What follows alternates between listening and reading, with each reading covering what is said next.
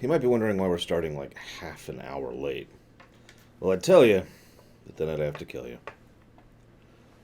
I definitely wasn't having a duel in Midtown with Doc Ock while trying to deliver pizzas. That was yesterday. Halt. I say, is that Garrett? Garrett of Rivia? Sir! Come to me, please! Approach! The Duchess summoned him. I wonder what for. My eyes were not deceived. Yet so far south. You, sir, of all folk in all your fame. Mm-hmm. Me. South in all my fame. Ah, I've heard so much. Why, when Master Dandelion tarried in Beauclair, not a day passed without him baying out a ballad in admiration of your deeds. Yeah, unwelcome little habit of his. But, what can I do for you? Ah, you see, my betrothed, Francois Le Goff, vowed in my honor to bring me the head of the horrid beast they call Gretore. Couldn't have gotten you a bouquet, some sweets in a bag? Witcher, sir, you jest. A love most true demands proof through heroic deeds dedicated to the heart's captor. But alas, Francois has been gone a fortnight. Thus I must plead with you to see what's become of him. Could you? Fine. Hang on. This Gretore. The heck is that? This Gretore. Know anything else about it, mademoiselle? Judging by the name, guessing it lives in a cave. Yes, from which it prowls when hungry. By night, when all are asleep, it creeps into villages.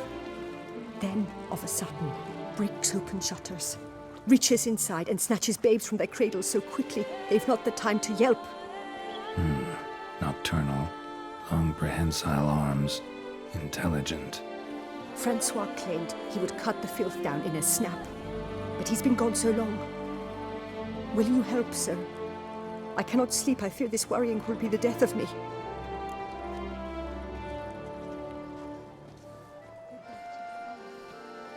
Do my damnedest to get your fiancé back safe and sound. Just, mind telling me where to look for him? I forget you come from afar and do not know our land. They say Gretore has its lair in the caves at the foot of the Gorgon Hills. That close to the city? Telling me no bold souls have ventured out to defeat the beast? Quite the contrary. Plenty have, but none's returned. My concern is well founded. I see. All right. High time I set off.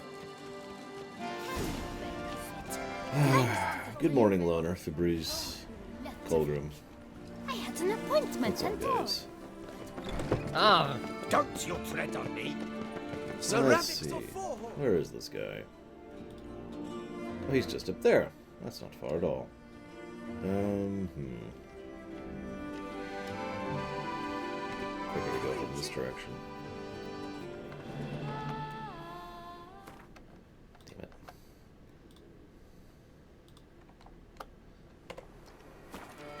Ah!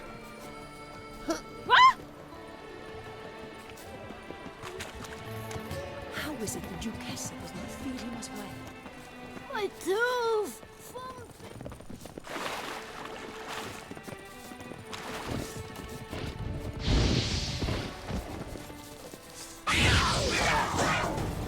Securing lunch, don't mind me. We all need to eat, right? Halt, master. A beast lurks in there. Right. Expected as much, 'cause I... Shh, quiet, before you wake it. Come, I've camped nearby. We shall talk there. Okay. Hi, glorious barbarian. How are things? Hello, Vigilant. So I suppose I should tell you guys why I'm late. Because I am late. Really?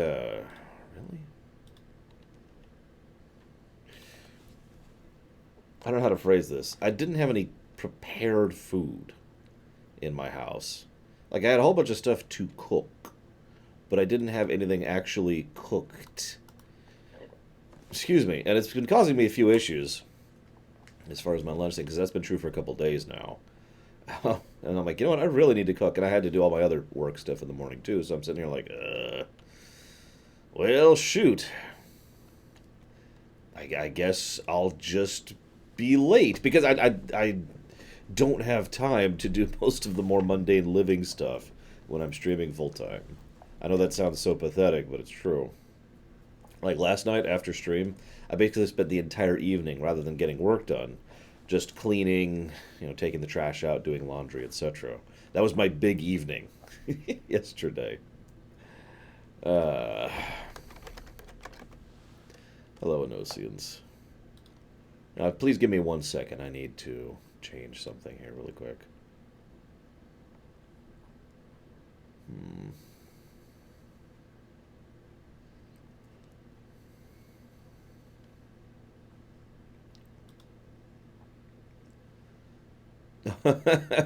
I'm sorry, Venters. I hope that you'll undead soon. Or, well, you know what I mean.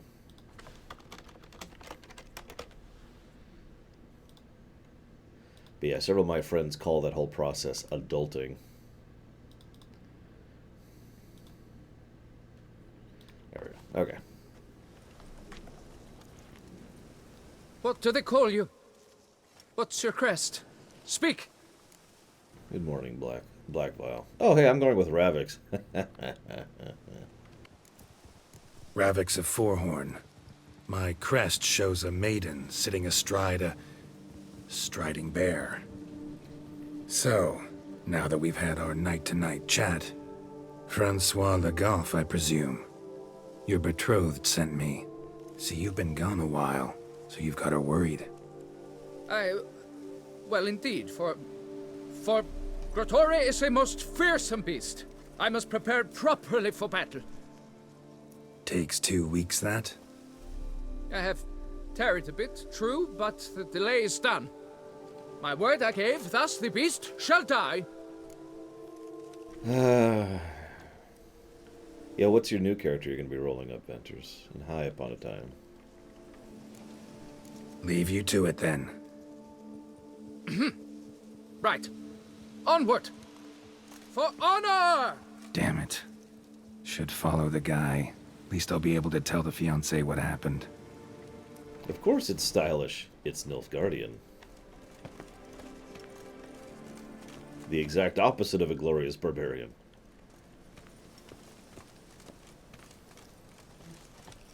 What's the noun form of civilized?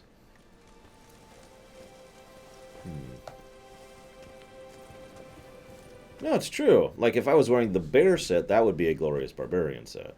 But this is a glorious civilized set. There's got to be a word for that.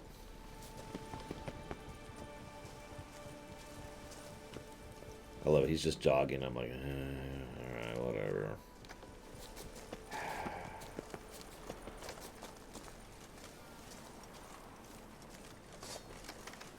And then he dies instantly.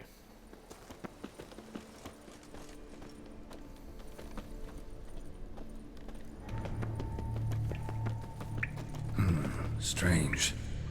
No sign of Grottore. Perhaps we should turn back? If there's no beast, there's no beast. Damn shame, but we tried. Not so fast. Let's take a look around. Cradle filled with children's shoes. Doubt I've ever seen a collection this grotesque. Yeah, that's messed up. Impressive. You'd think you were in a winter garden. But I can't hear over the noise. Something on the other side. Can't hope to get through. Neither sword nor sign will cut this. It'll make it look stylish, though. Oh, whoops.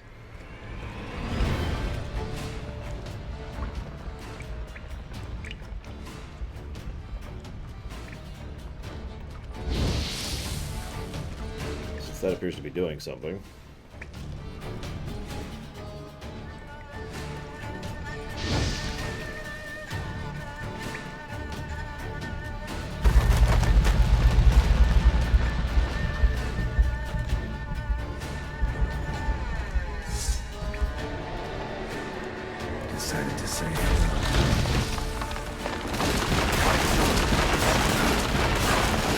a hell of an attack. Oh my goodness.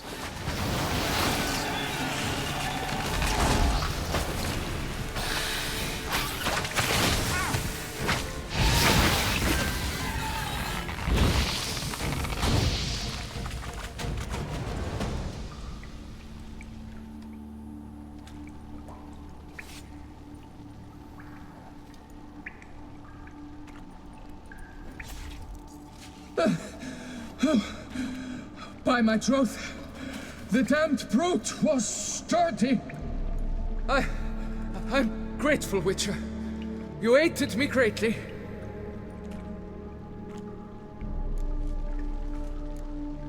Why the challenge? Couldn't have gone after something less formidable? A werebub, for instance? Why? For the beast must match in ferocity the very ardor of my affection, and You're blushing, Sir Knight. it's my betrothed. The thing is, she champs at the bit to get married when we've not known one another but 2 years. So I vowed to slay Grottori. Thought it would buy me time to battle such a beast. Why, it could take months. Especially at the rate you were going. Cute. High time you returned to Beauclair, brave knight. Nay, nay. The head of this beast is a trifle, wholly inadequate to express the love I harbor for my betrothed. The world awaits. To honor her, I shall cut down another, more terrible beast.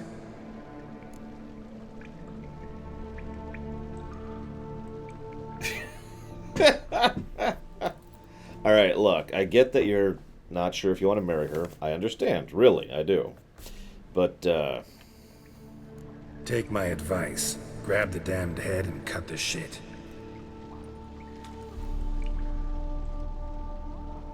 You're blind to my predicament. Once I return, I will have no recourse. She'll track me to the nearest shrine, one. Shut up and listen.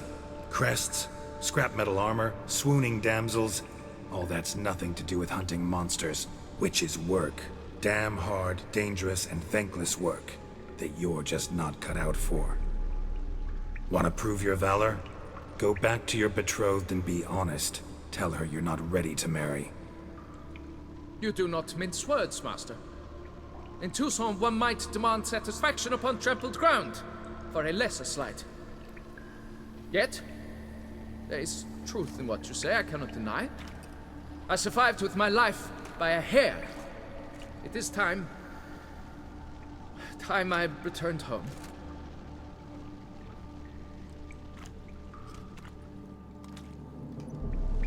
I like the reality slap there. You can especially hear the slight bitterness in Geralt's words when he mentions how thankless his job is. Although I'd like to think that's been getting better.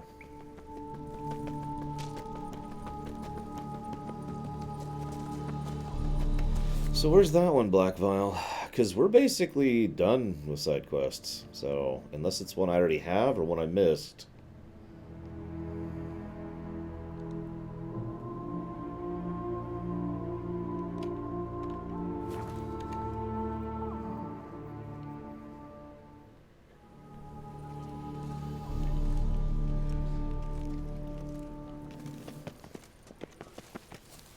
Got good news, madam.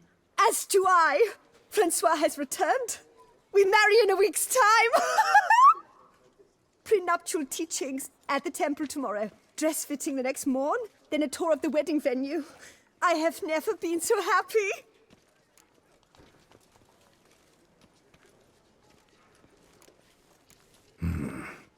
Not sure these nuptials are a great idea. What? I beg your pardon? Young Master Legoff. Well, he wasn't exactly raring to get hitched. Seems to me you two should Well, I never. The nerve! Not another word. Take your coin. Leave us be.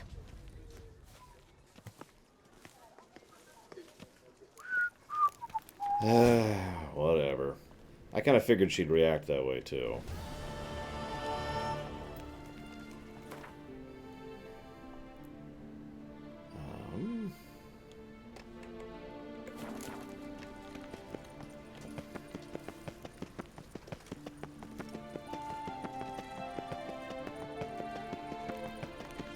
the serendipity. I'm What will so them all glad you're agree? back.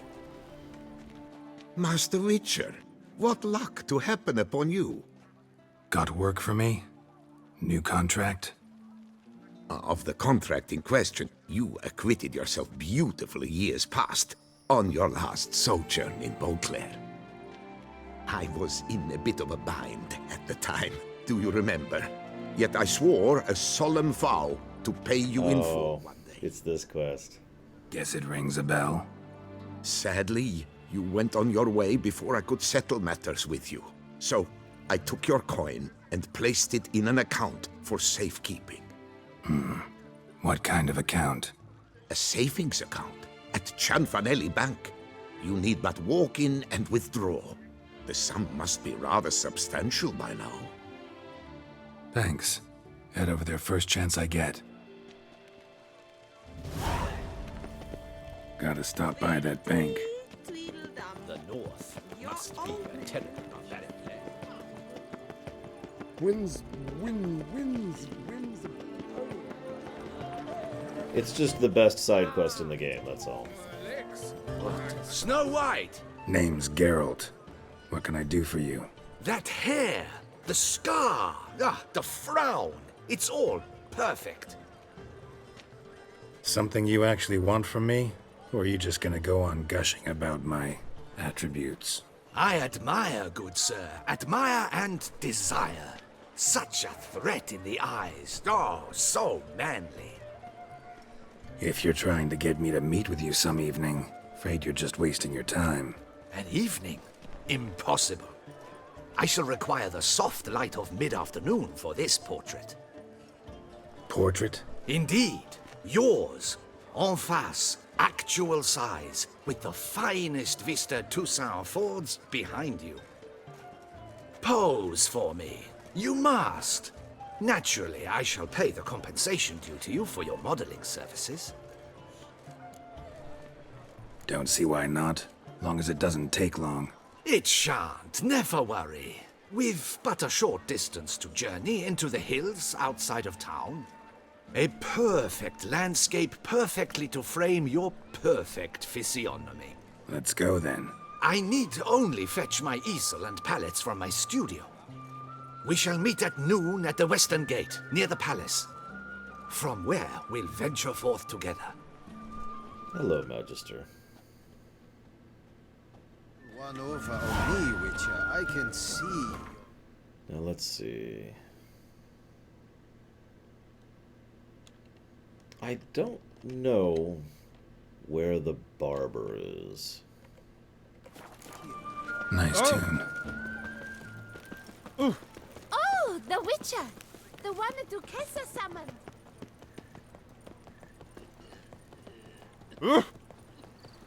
Just kind of roaming around looking for a barber here. Darn it! Watch where you step, fool. Alright. Hey, Raspant. Yeah, we've already finished all the main quests and side quests. Now we're just roaming around town aimlessly. Like you do. I'm kidding. Oh! Best cure for the beast. A witcher. Right. Do you know my favorite wine? The tourney grounds. That's way up here.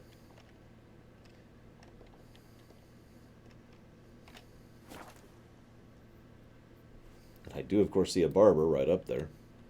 Right there, in fact. But what I don't see is a quest. Damn, looks like we're gonna have to kill Blackfile again. Oh well.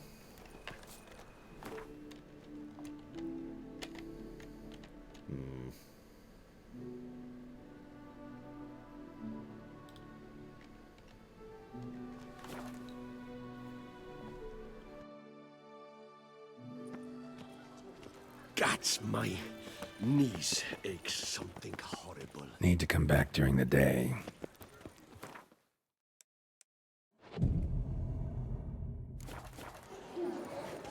The North must be a Need to come back during the day.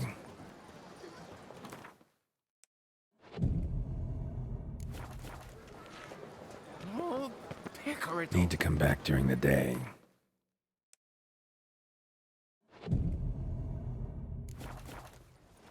Sir Ravix of Forehorn. 3. Collins. Always. Welcome to Gianfinelli Bank, where we look after your coin as if it were our own, and the customer's always right. How might I be of service? Got an account here. Like to make a withdrawal. Naturally. Your name? Geralt of Rivia. Wait a moment, please, while I find the relevant record. I haven't decided, Colgrim, although I'm probably going to show off as many of them as I can. Within reason.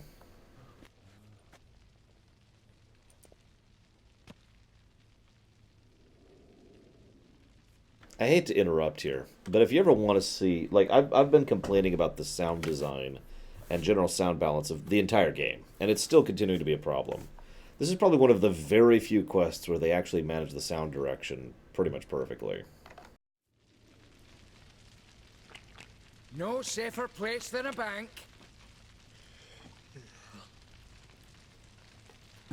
There's a catch. I'm afraid I can't help Catch you. 22. Extraordinary circumstances, you see. There's a note in the records. The account holder is dead. That's inaccurate, as you can see. It's some kind of mistake. The note is clearly in error. To reactivate help the you? account, you'll need permit A38. For more information, please go to window number 1. You notice there's no music playing, Where's window number 1? but you can hear the coughing, the fires, the cat licking itself, me alt-tabbing to click something from Upon a Time. Permit A38. Good luck with that. Collins. Always. Welcome to Gianfinelli Bank, where we look after your coin as if it were our own, etc., etc. How can I help you, sir? I'd like to reactivate my account, so I need a copy of permit A38. Wrong window, I fear. Happen to know where I can do it then? Let me think. Perhaps upstairs, in records? Or downstairs in the archive? You must ask them, sir. Do just that. There's a catch. What can I do for you? Catch 22. Welcome to Gianfinelli Bank.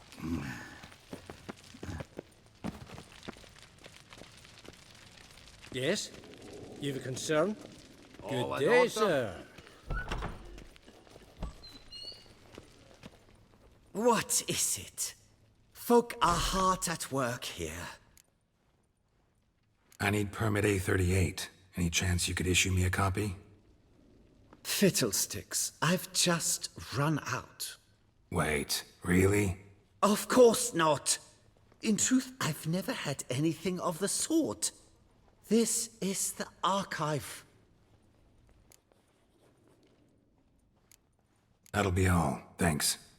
Yes, it's what they always say. And once you're upstairs, do tell them not to send every lost fool with a problem to me. I've work to do. Damn bureaucracy. Now, I know this is based on a joke of some kind of thing or whatever, but I just have to say, I have encountered this more or less exact problem many times in my life. Oh, you just need this thing with this person. Oh, no, you don't need this. Go to here. Oh, you need to go over to this section. Oh, go over to that section instead. Oh, no, you need this other section. Oh, they'll deal with it. The passive-buckitude of several bureaucratic institutions I've been through is just real. Me too, by the way, Raspant. Sorry, gotta get through. Halt there. What's he? Welcome to Gianfinelli Bank, where we look after your coin as if it were our own, and the customer is always right. How might I help you? This where I get permit A38? Naturally. Just hand me your Form 202, please.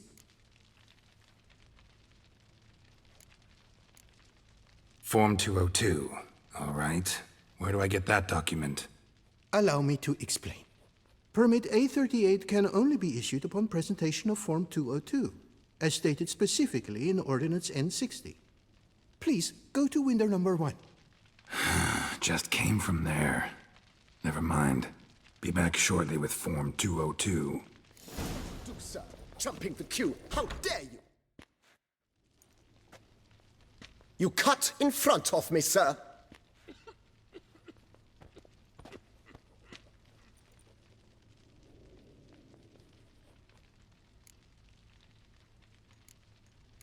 Well, couldn't really give a crap. You boor, you churl! I will not stand for this! Just you wait, I'll teach you some manners! Go on, hit me.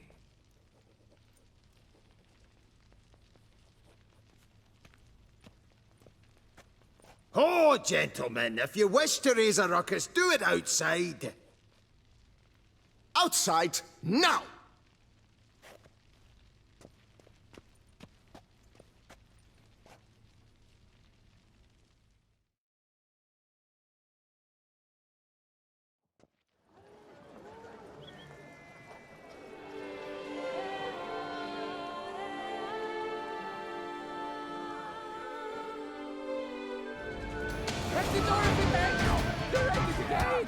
It's the third time this week. I wager 10 on the one on the right. Uncouth, petty, bourgeois, boor, simpleton, prepare to be humbled.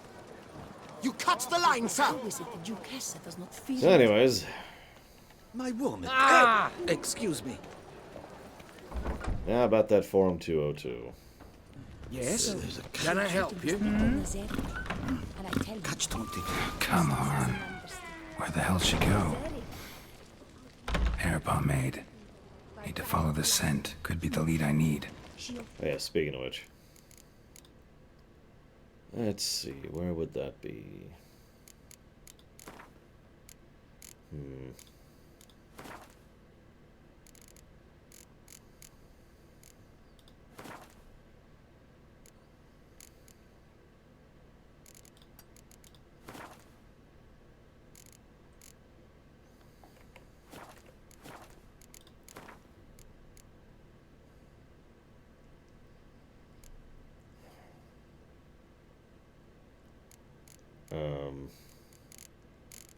I swore there was an option somewhere to turn on colorblind mode.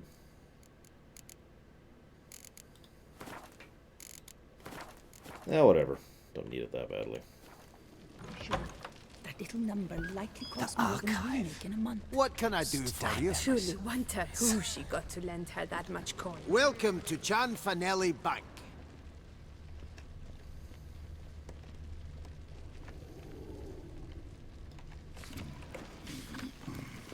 No safer place than a bank. Right. You cut the line, sir. And then I punched you very hard. What's your problem? So you see, she claims puffed sleeves will be in fashion next season. Excuse me. Got something I gotta take care of at window You 1. cannot be serious.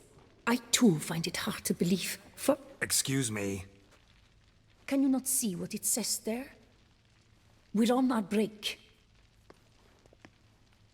Celine, darling, sign this for me, will you? Oh, there you are. Listen, there's We something are on break. Ah, you try to be polite, it just never gets through. Got no choice, I guess. Need to wait till they're done with their break. I was at home the other day, sitting, when suddenly, knock, knock. I opened the door, and who was there if not Lepio the business? You must wait. They have their break now. I've not had time yet to look through them. So, what do you hope to get here, my friend? Permit A38. Though, guess I need Form 202 as well now. Form 202. Easy peasy. Certificate P. Now, that is a challenge. You know, in Novigrad, I would have bust my way in, beaten up everyone, Fancy a round of Gwent. bribed the guards after they attacked me for it, and then walked away. See, you know this place pretty well. Must have taken care of a good amount of business. Oh, naturally, my friend. Naturally. Indeed, I've managed to work the system a time or two. You see, such things require finesse, subtlety. Otherwise, you're stuck. I have seen them try everything. Magic, hypnosis, bribery. Nothing works.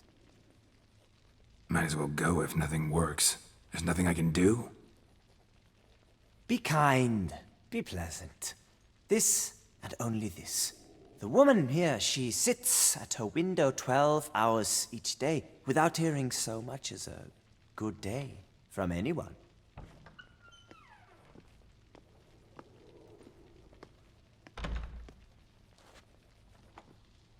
But muster up some flowers, some perfume. Well, you will resolve your matter lickety-split. Right. Certainly worth a shot. Good luck.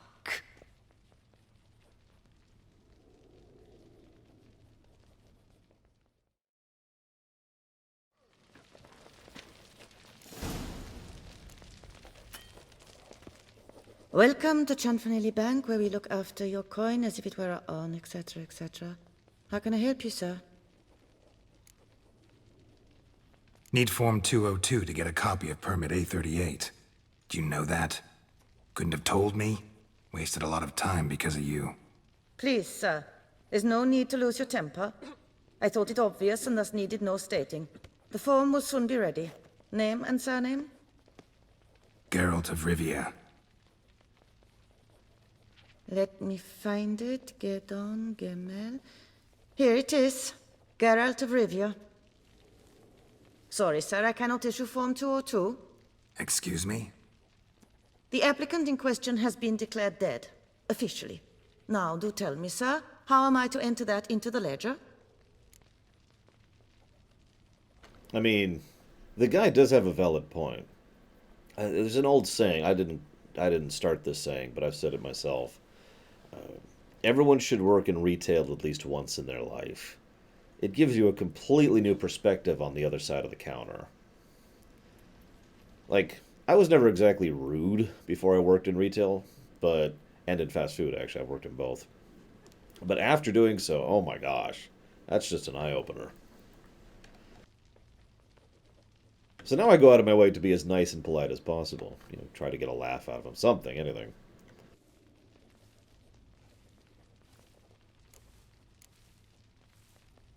Gotta admit something before I go, though. Had an ulterior motive for coming here. What motive? To enjoy a bit of conversation with you. It's probably why I'll come back, then come back again. Until the day you give me a smile. That moment, that's what I'm waiting for. Oh, my. You, sir, are quite the charmer. Ah, please, wait a moment. I shall fetch Master Cinfanelli. Perhaps he'll arrange something that excludes the paperwork. Now, to be clear, that's not what I do. Or is it? Probably not, Myron. It would depend on specific circumstances, though. You tell him, dinna disturb, but no, always some bugger who can't stand to wait. Plough me, who's this? Hearty greetings, Master Geralt. You haven't paid us a visit in eons. Been a bit busy, but I'm back now and I need your help with something. Of course. Now do tell, how can I help you? Oh, yeah. So, you may have heard me say this before, Raspin, but I have a lot of family in Vegas. And that's why I've never worked in a casino. To put that as simply and bluntly as I can. Ooh. Got a problem with my account. Wanted to withdraw some coins, see, but... Nae problem there, we'll get you paid up in a jiffy. Just gonna need to settle yon tiny wee trifle. Heard that already. Permit A38, among others. Oh, my hands are tied without them, Geralt. But I see you're a quick learner in the ways of banking. You'll get them in a heartbeat. Cianfanelli, no more excuses. Pay out my coin, now. Come on, Master Witcher, for why the ire? There's no need. We'll have it all for you. You just need to see the necessary documents. Got a document right here means a hell of a lot more than any of your forms or permits. Have a look. Her enlightened highness, she's hired you. Mm-hmm. And as her personal emissary, I demand access to my account, right now. Aye, Master Witcher. This way. I like that. We could have threatened him in a bunch of ways. We didn't. We went Can't bad. complain. Good for you, because in our neck of the woods, things are dark, dark shite. Wine sales are stuck in the muck and sinking deeper. It's the fucking wretched names, I tell you. Folk out with the duchy haven't any notion how to say Cote de Blessure and all that. It twists their tongues in bloody knots. Makes them ashamed to ask for it. Done. Deposit box 256. Last yin on the right.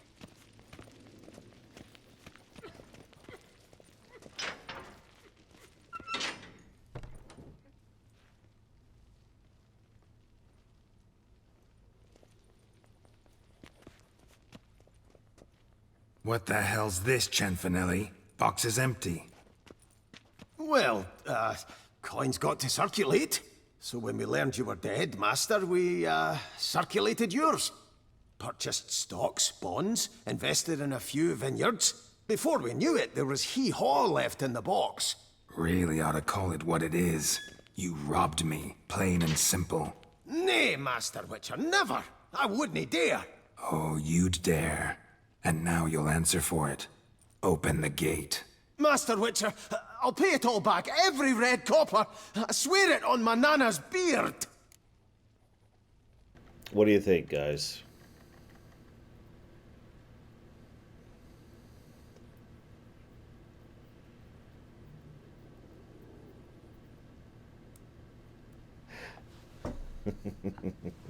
He did swear on her beard. That's a weird sentence, isn't it? I know, dwarves. I actually don't know all the outcomes here, so I'm going to look it up really quick.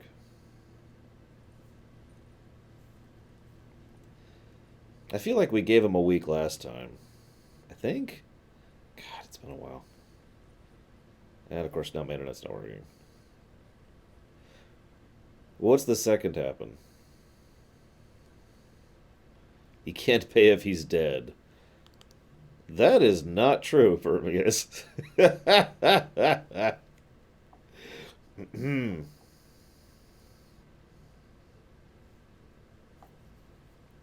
Adam.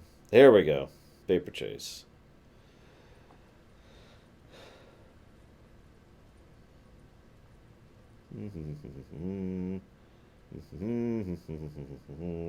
So you fight the guards, loot the key, take 200.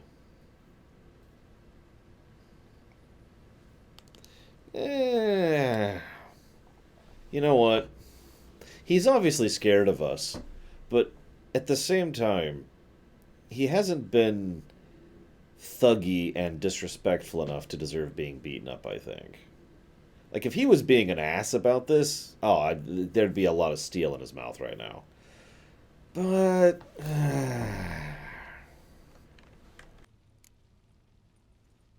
Got a week, not 1 day more.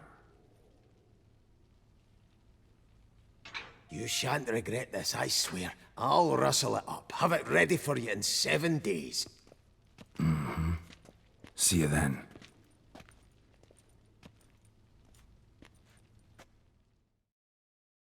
I mean, I would too, upon a time. And to be completely blunt, it's also probably worth noting that he's probably at least partially aware of just how terrifying Geralt is. And that's relevant because it means he's unlikely to actually try and cheat us at this point. The only time he was willing to even admit his statement was when he was behind a bar with 2 guards in between us. because of fear. So either he's going to pay up, or he's going to bail. And unless his banking business is really doing that badly, he's probably going to pay up.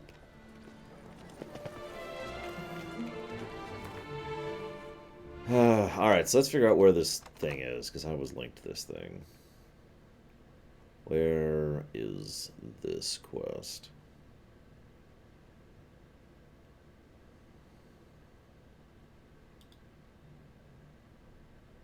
Wait, what? Oh. Literally, apparently some of the side quests will not show up in Witcher 3 until you have done other side quests. That's cute.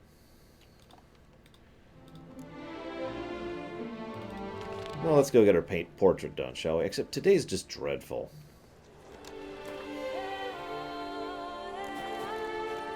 I don't know. Hopefully the sun will come out soon. Hopefully the sun will come out tomorrow.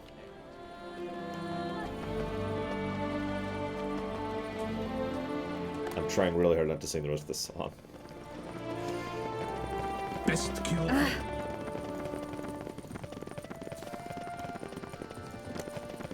Oh, I guess I already had this one.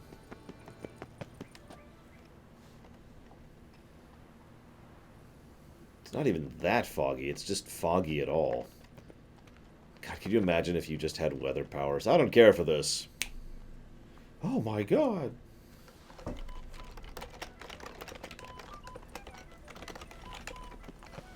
Oh, now that... Pretty damn hot. That... Oh, God, that's so much better. The light is inopportune. Of course, Adam. This is our final suit. This is our endgame suit. Oh, eyes! They shine! When we go defeat Thanos, we're going to be wearing this. I'm here. Let us go. We should arrive in time to have the best light of the day. The chiaroscuro we shall capture. Just glorious. Let's go. The things I do for art. We had best ride there. We'll arrive faster and less fatigued. Faster. A work of mine. Turtle dove o'er the heath. Hello, Baronessa. So It's always nice to see you poke your head in here.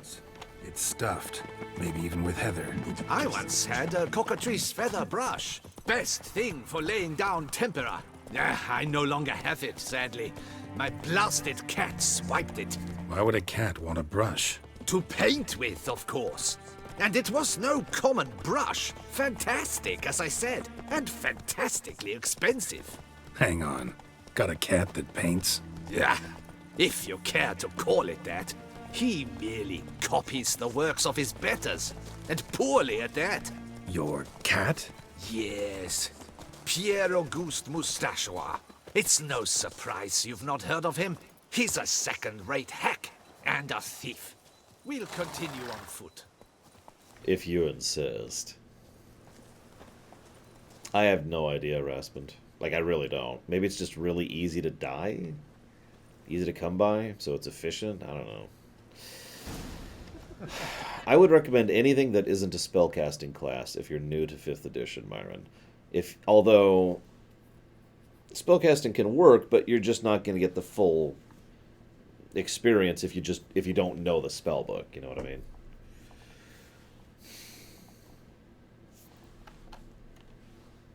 Oh yeah.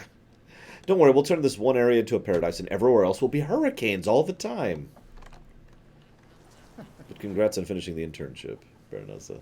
Ladies, gentlemen, my lieges, forgive me for being forward, but have you perchance seen a set of paints and brushes nearby? Eugenie, I believe this peasant wants something from us. My paints, my brushes, I had prepared them. They were here. We've not seen any journeyman's tools, my good man. Of that I assure you. There a problem? Yes, an immense one. I cannot possibly paint without my paints. I'm done for. Unless you would be kind enough to locate them? Also, we're up to 2 snooty nobles so far. Not a bad ratio, really. Damn it. Sure you left them here? Yes, right there. I'd prepared everything. Set it out. Ordered and organized. Might have toppled downhill or something. Fine. I'll take a look around. Hello, Mukul. I think it is life that imitates art. And not vice versa. Right you are, Fingal. Take Baron de Cordel for one. Oh yes, that nose. He actually had a mage enlarge it after he saw that the Reb Courage play. And now he's begun courting his cousin. No, I made that comment as well, Raspant. No, Baronessa, you know my schedule. Hell, I'm not going to play any new games for the next, 3 weeks. Oh, speaking of which, any of you who pay attention to my website might have noticed something. I'm actually going to talk about it tomorrow in more length, but basically, unless we somehow miraculously beat this game today, which I'm not even sure is on the table, we're not starting FF15 tomorrow. Yeah. Spilled paint.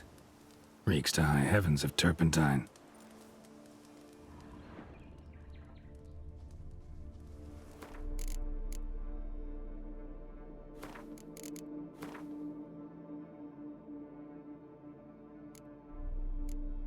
Yeah, it's not here. Weird.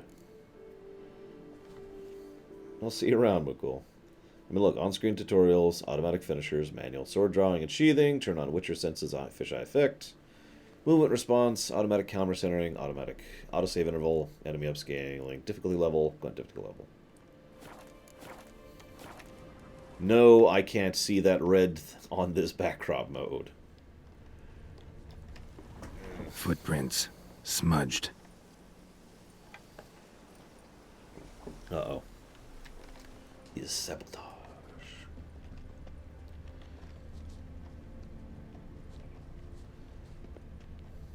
Yeah, probably. Which is dumb, but whatever.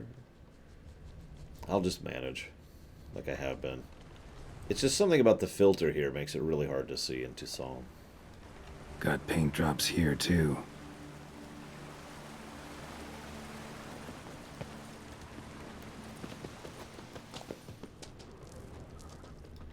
Another stain.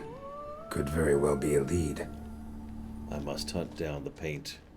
This is my destiny. Knackers? They made off the paints. Question is, why? Paints. Don't look ruined. Painter should still be able to use them.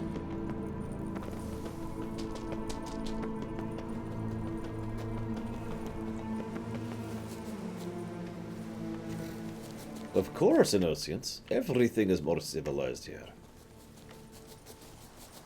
As it should be.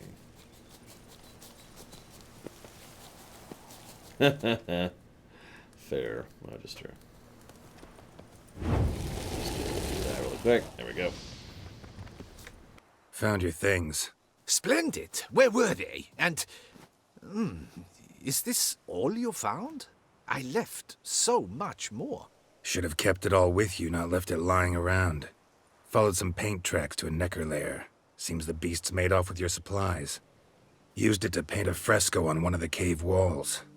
Looked something like a battle scene to me. Impossible. They splashed paint on the wall in a rage. Unimportant. In any case, it's a good thing you found the basic colors.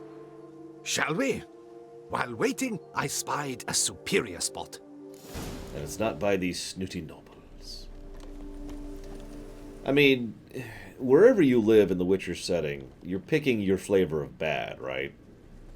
But I will admit, I would probably deal with the Nilfgaardians' flavors of bad better than, say, Velen, or what's left of Redania, or what's left of Temeria. The light is perfect, absolutely perfect. Painting this masterpiece gonna take long? A mere 6 hours. The sun won't allow us to work any longer than that. Oh, but the time will fly by. We'll chat, swap tales. Better yet, let me down a potion. Time will definitely fly by in a state of lethargy. No need to swap tales. No. Your expression, your posture, they must be just so. You must look alive with fire in your gaze. Lethargy is out of the question. Come on, give it some thought. You could title the painting, A Witcher Lying Senselessly on the Heath. You jest. A jesting witcher. Sadly, I don't know much about Kilvir or Ulfiri or Temeria. Or not Temeria, sorry, Zerrikania. So I can't comment on those 3 areas.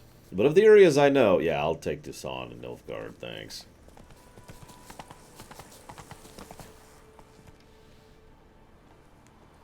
This the place? Hi, Zai. Yes. Just look at the view. Breathtaking. The perfect background for our masterpiece. It is a great spot. Pretty, I guess. Now, you must carefully consider in what pose you wish to be immortalized. All right. Considering.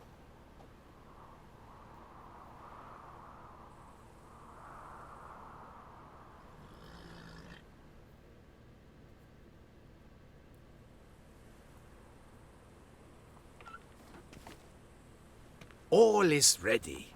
We may begin. Have you decided on the pose you'd like to adopt?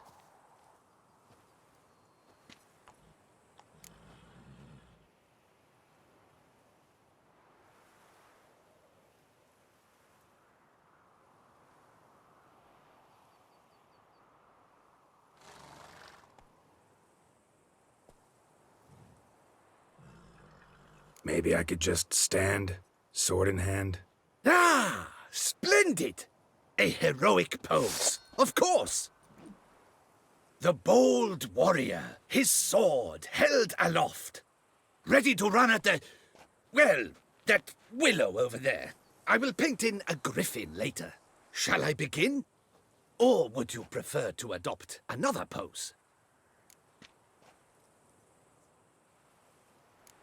Let me try something else.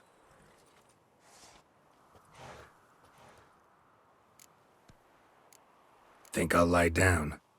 At least that way I can nap while you work. The hero at rest, lying on his side, propped up on an elbow, staring into the distance, relishing a victory. I can paint in a griffin corpse later. Though, naturally, a nap is out of the question. We resolved that earlier. May I begin?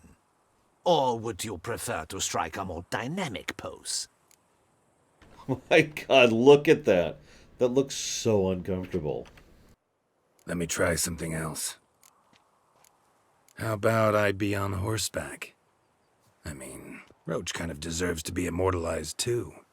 Oh, yes, a horse. Exceptional idea. But I would rather you perch atop Alexander, my mount. I've trained him to pose.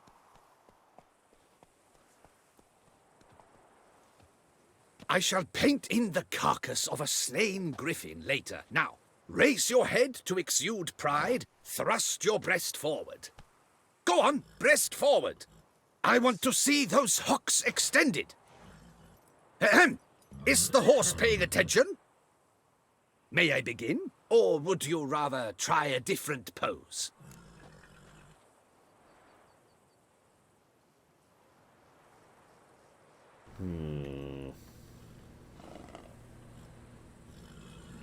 What do you guys think? I kind of like the heroic one, the first one we tried. Yeah, let's do that. So, yep. Maybe. Alright. Go ahead. Now, be so kind as to adopt that look you gave me when I first asked you to work with me. That intense scowl of an angry wild ram about to butt heads. Yes, excellent. Now, hold that. Do not budge. I love how completely unaware he is. Remember when I asked you to paint for me? How angry you looked? Pose like that. This gonna take much longer? Not much at all. We'll run out of daylight soon. Please, keep your head still, in the same position. Fine, I'll try. I'll also try to remember to never trust a painter again. Griffin! Yeah, I know. You'll paint one in later. Gods! A griffin! Come on, Geralt. You should be able to hear the thing. Run and hide. Dearest Mummy! Ah!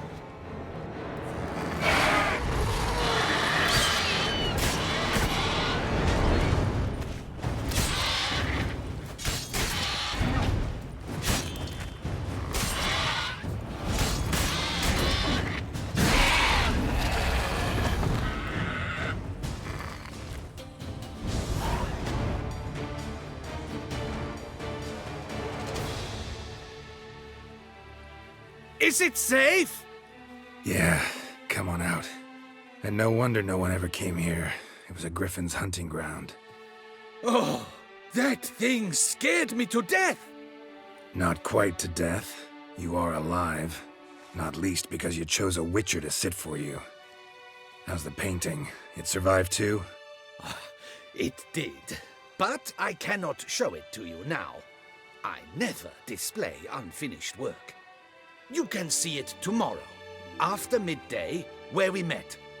I shall display it in the market square.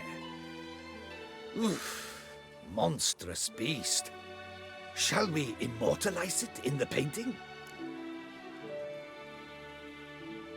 Yeah, let's add it. Carcass can serve as your prop. Splendid! Interesting color palette. And the textures and the proportions. It will do. Yes, it will do. But I shall paint it in later, in my atelier.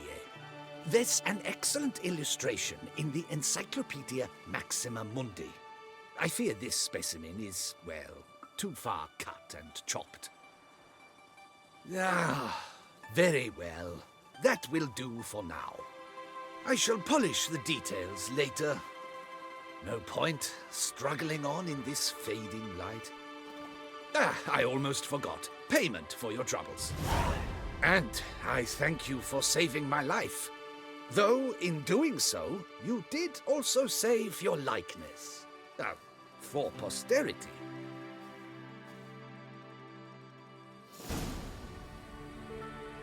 See you around, Rasput. Enjoy the foods.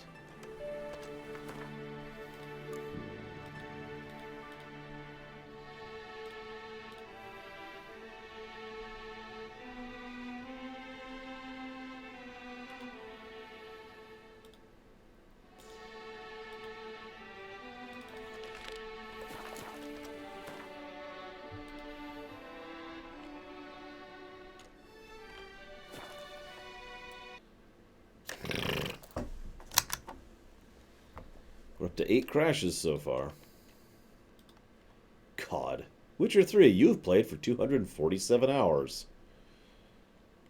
Certainly feels like it.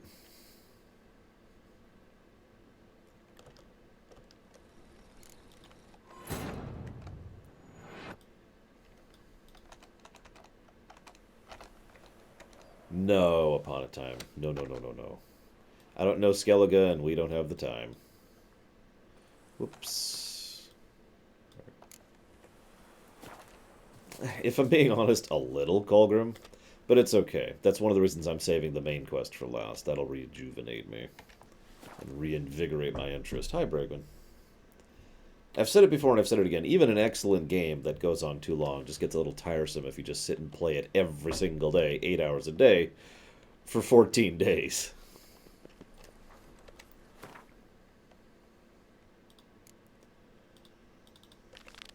It's the Reese's argument. You eat nothing but Reese's every single day, you're going to get tired of it. Doesn't matter how much you like Reese's. Blimey. Did I say hi, Bragwin? Hi, Bragwin. Whoop. Now to play Gwent. Incredibly illegitimately.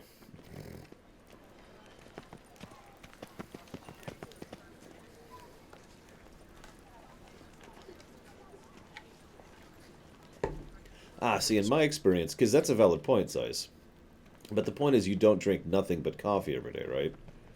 Or if you do, you're not doing it because you like coffee, you're doing it because you need the buzz. Instead, You drink some coffee here or there, plus maybe some soda, or maybe some water, maybe you have a beer, right? I mean, even if you eat cereal every morning, it's not like you're doing nothing but eating cereal all day, right? With one slot free. I assure you, Skellige is just as strong as the other factions. It shall soon be considered canon. Of this I'm certain. I don't know. Always been a Nilfgaard man myself. I must give it some more thought. Geralt of Rivia. Saw a notice about a Gwent tournament. By all means, you've come to the right place. I am Count Martin Monnier, Organizer-in-Chief. Our tourney's more than mere diversion. We've a mission, see? To spread word of my brother's brainchild, Skellige, a new Gwent faction. These new cards. Tell me something about them. Their design embodies the Isle's spirit.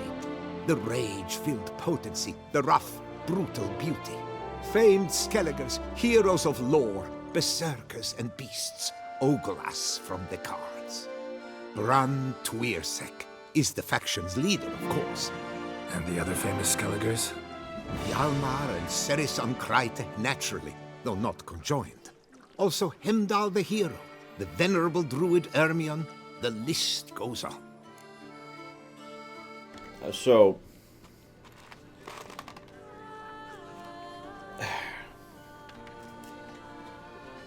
It's hard to really comment on this quest without basically making fun.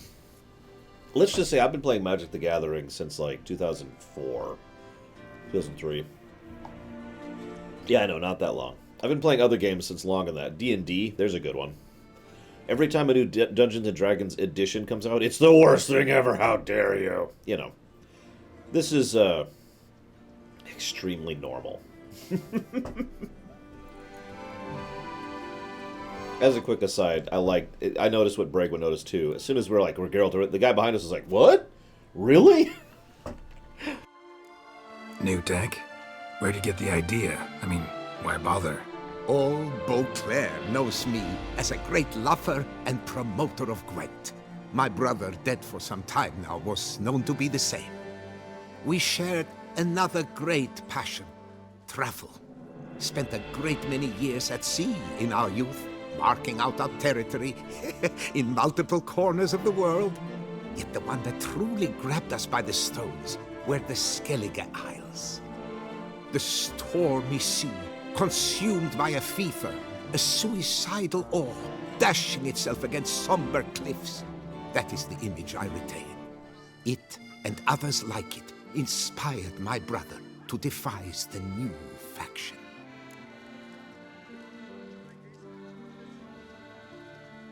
Oh, I agree, it's gorgeous. Hi, Hazardous. The tournament. Where do I sign up to play? Right here with me. I've one slot open, but there's a condition. You must use cards of the Skellige faction. You see, I've already asked a great many seasoned players to do the same. Alas, all fear novelties, disdain process, care too much for the climax, for winning. So they insist on playing with their tried and true decks. Long story short, you need a sucker who'll risk it.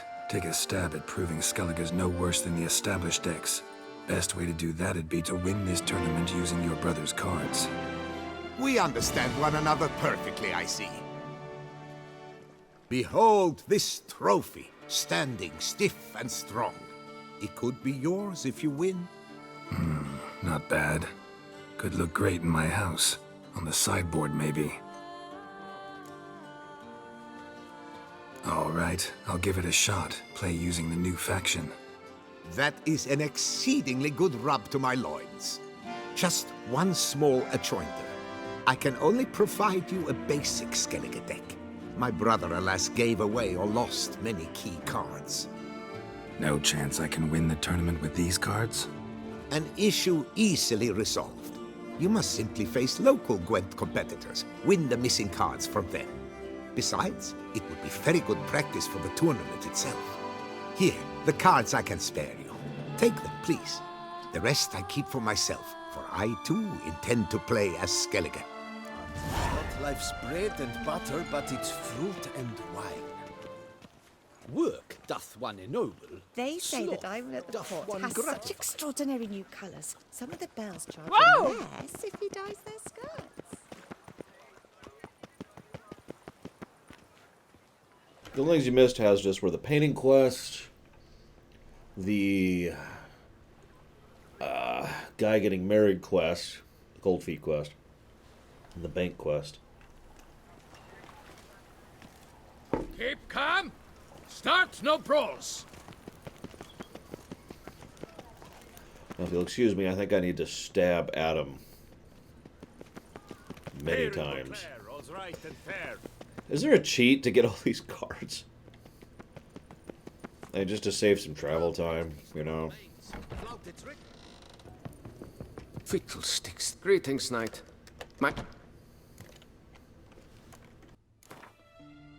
Wouldn't happen to play Gwent.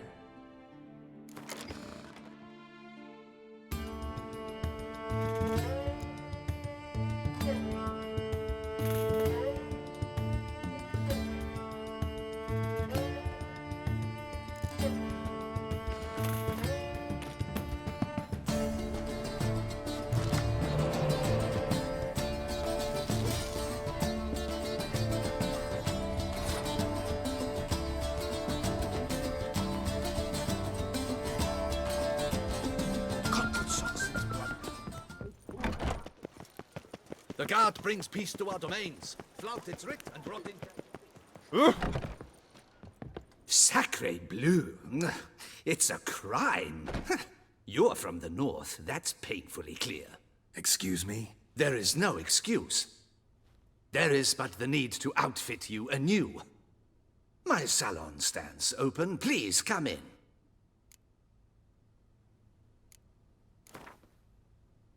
In the mood for a round of Gwent?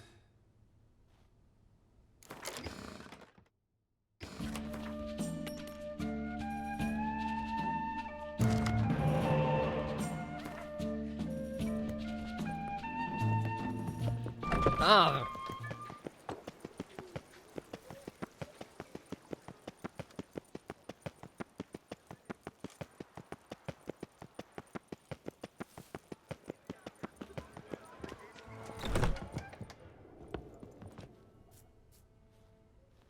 Whoa! A witcher! A serious client at last. Tell me, what do you need? Honeysuckle? Ginacia petals?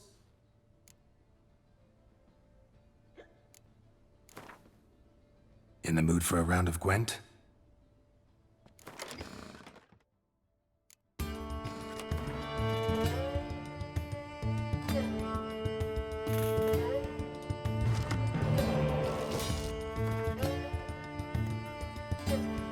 On the one hand, this is kind of a strange quest. Like a little grindy, you know? Okay, a lot grindy. On the other hand, it actually makes perfect sense from a game design perspective. They've basically added a completely new deck with a completely new playstyle to the game. They want to make sure you know how to play it. So they kind of set up a situation in which you can. The reason that doesn't work, per se, is because you won't really have the full deck to play with until you're done. Right? So I feel like this actually kind of fails at its stated goal, and instead just becomes kind of grindy. No, Adam. What are you talking about?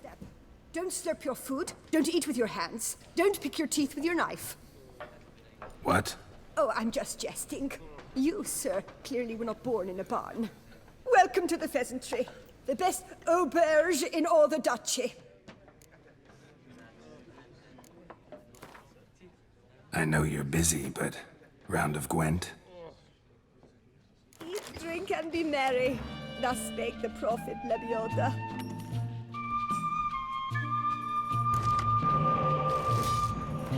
See, I won completely legitimately, Adam. I don't know what you're on about. Such are the times, my good fellow. Excuse me. God, people, stop existing.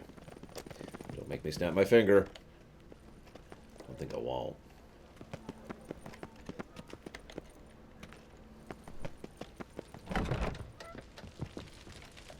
The best armor around!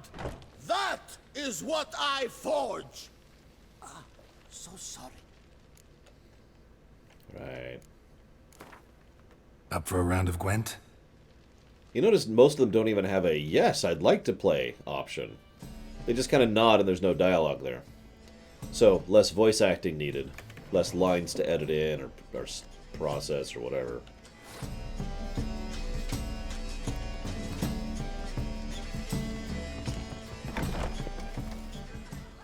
It's extremely easy, Adam. First, you pull out your sword. Then you just kind of lay your sword on their neck. And then you say, alright, I win. It works every time.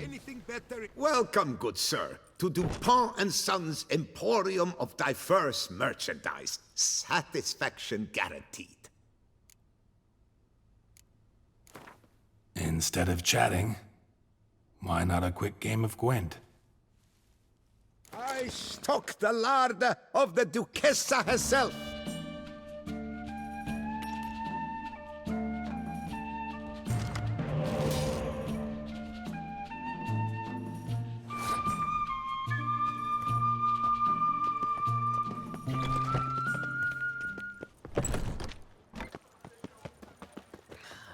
Don't crowd around. He stole my horse. Welcome. Herbs freshly picked, dried, powdered. Whatsoever your heart desires. Herbs schmerbs. But how about some Gwent, eh?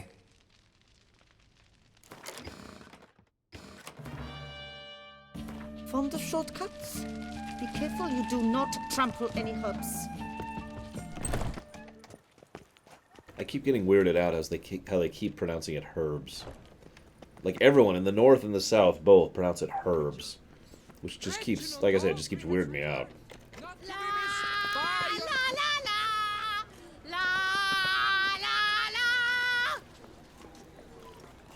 Bam, bam. Greetings and welcome, sir. Toussaint is home to the best wines in the world, and I've the best wines in Toussaint. Herbs. Care for a round of Gwent? Gwent nod.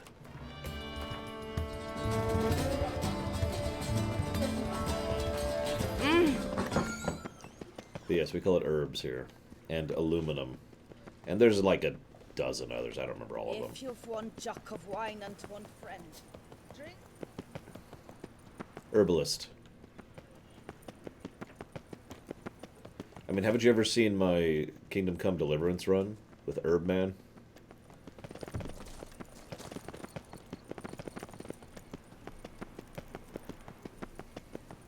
Hey, at least we know how to pronounce...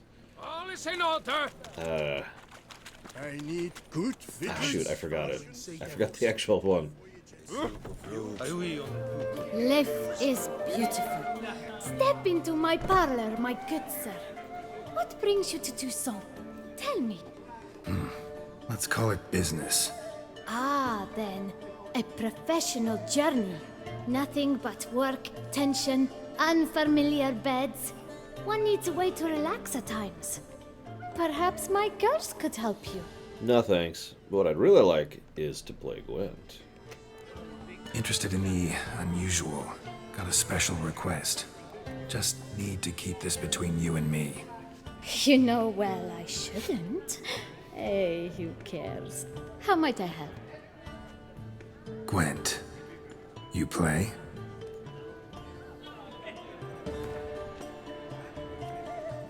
No, it's a place.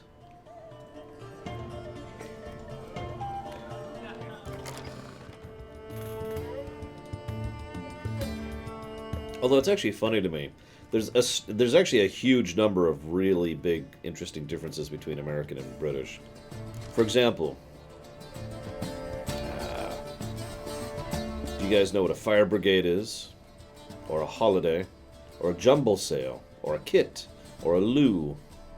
Or knots and crosses? Or a phone box? Or a plaster? Or the pitch? Now I know that one because football. How about the chemists? Or the Q. Do you take the underground to get to work?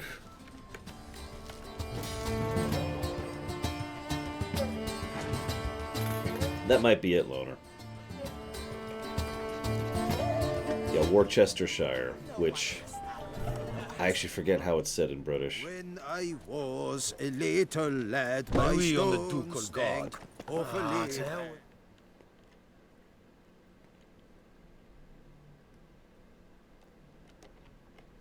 That's right, Worcestershire. God. Worcestershire. I can't even do it. There are multiple British names, usually proper names, that have plenty of letters in it that are not pronounced.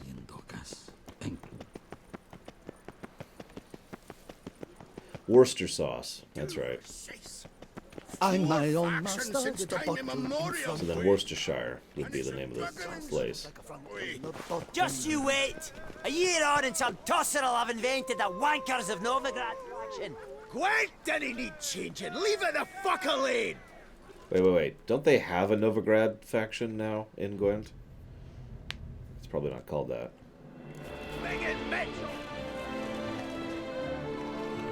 I wonder if that was deliberate. Just you wait! A year on and the wankers of Novigrad faction. Gwent Monster didn't Mangler. change. Leave it the fuck alone. So Get your minging mitts off her fucking Gwent! How are you? I'll have invented the wankers of Novigrad faction. Gwent didn't need changing. Leave it the fuck alone. Yes, fellow knight and Witcher, friend. it's all clear. That's queer. Okay, why is it not? There we go. Welcome.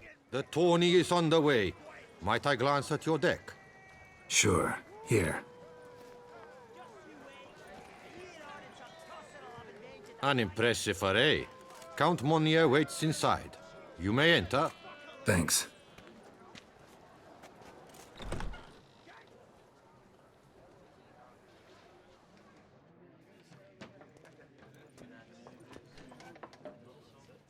There you are. A pleasure to see you again.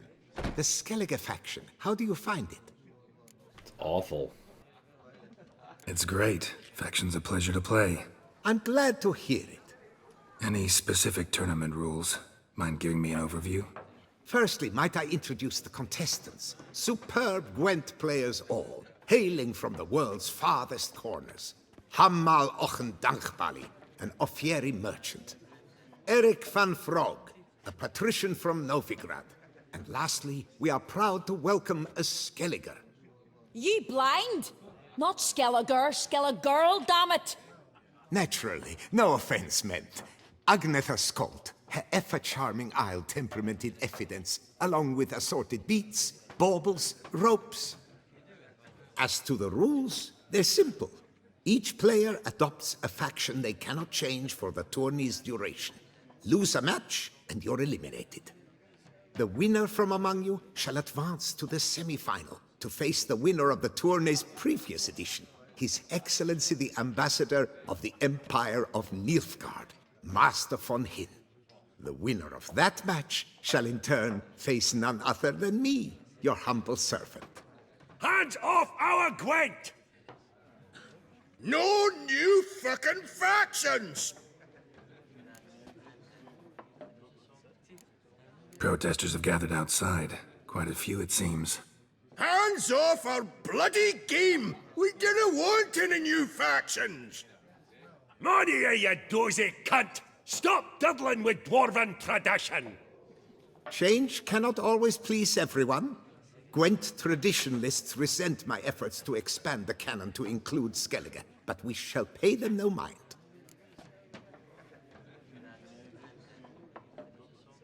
I gotta be honest, I'm just biting my tongue really hard on this point. I mean, come on. Hell, I've had this exact issue run into my face just this year, although in a different expression. Mind telling me what factions the others will be playing? It is no secret. Eric van Frog will play the Northern Realms. His Excellency, in a flush of patriotism, chose Nilfgaard. Hamal Ochendagbali will play the Monsters deck, and Agnetha Skuld has chosen Scoia'tael. Yours truly, of course, shall await the winner with a Skellige deck. I'm determined to prove its value. I've heard these kind of ranting and screamings on the internet, but never in person, no. Now, I have heard people being astonishingly dismissive about things like this many, many times. Let me give you an example of this. When I was streaming Neverwinter Nights, I could probably have counted, like I could have made a counting game out of it with one of these things. How many times someone said how much they thought edition such and such sucked, usually 4th edition. Ready to start if everybody else is. I invite you to join me on the terrace. The herald shall soon announce the tourney's start. But no, what I did... Let the tourney begin! In round 1, Agnetha Skuld faces Eric von Vroeg, and Geralt of Rivia plays Hamal on Gangbali. No, I feel like I've already answered that question. A wager would you wish to make? What did you have in mind? Weapons do I collect, and your sword of silver my eye has caught. Should I win, I should take it. Should I lose, to you another equally precious shall I give. As for what I did, Loner, I had the audacity to play a single-player video game in a manner that other people didn't find acceptable. How dare I? It's the same mentality, it's the same attitude, basically. Alright. So be it. Yeah, sure, I'll wager Erendite. Oh crap, I need to make a deck. Add everything, or not. Just do this.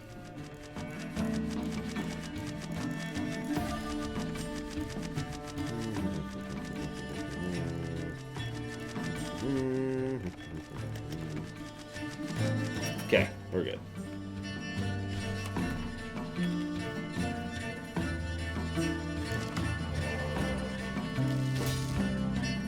Yeah, I quit. Good match. Thanks. And upon your victory, congratulate I you. What drove me to wager a sword against you know I not. Clearly to guide me the universe ceased. Here, you may it serve well. I'd never have lost if you hadn't cheated. And my land folk who slander like that don't live long, because we don't let them. Accuse me of cheating again, and I'll cut your tongue out. Enough! Hands to yourselves! As Gwent is a gentleman's sport, we expect all its players to demonstrate impeccable manners, and we cannot tolerate any disturbances. Thus, by decision of Count Monnier, the contestants from Novigrad and Skellige are hereby disqualified. Gentlemen's sport. Well, I'm a lady, and we ladies don't give a flying fart about a tourney where any measly prick can accuse us of cheating. With round 1 completed, the standings are as follows. Agnetha Skuld and Eric van Vroeg both disqualified. Geralt of Rivia has defeated Hamal Onganbali of Ophir. In the semi-final, Geralt shall face the defending champion, Ambassador von Heen. I am honored. Notice no pause in between there, just like in the previous tourney. They're learning. You know what? I think Skellige should lose to Nilfgaard. What do you guys think? You win. Your Excellency, a pure pleasure to play you. The pleasure was mutual, I assure you. Congratulations, Witcher. Stop desecrating Gwent! Death to any and all new factions! Seems there's some trouble brewing. Scoot, all of yous! Off your asses and hide to Skellige, ye eye-loving seal slurpers. Please remain calm and stop the verbal attacks. Stop your mum from fucking ferrets, Monnier, and hands off our Gwent! Maybe instead of hollering threats, you ought to just explain what it is you want. We've said it plenty of times, yet no one ever listens. Got me listening. Gwent's an ancient pastime. Its rules were set ages ago. Exactly. Determined in keeping with the laws of nature. There should be 4 factions. That is the optimal number. Will not tolerate the introduction of any others. It would disgrace the tradition.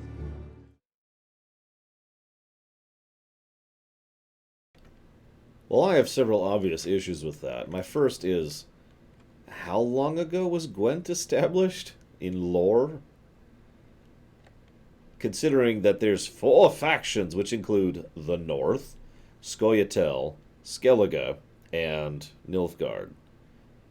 Now, how long ago was the Scoia'tael... how do I phrase this? When did it become a thing? Because to my knowledge, Scoia'tael only actually entered into the the playing field after the First or Second War, after they were kind of cut short from the attack in the north, right? Nilfgaard, hey, go! Nope. And then the Scoia'tael came out of that mess, right? So, that's what, like a year ago? In lore? I mean...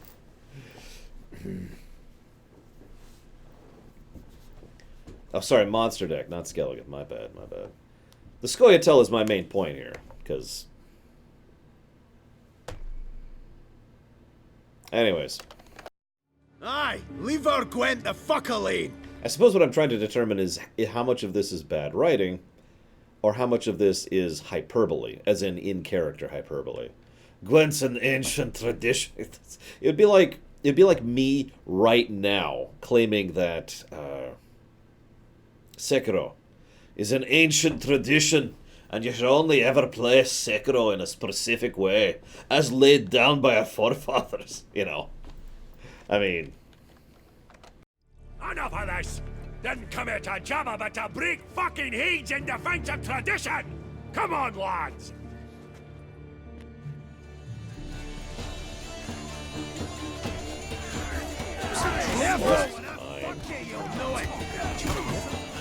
Let's plow this new faction out of the horse and seats! Band of cream twats! Us!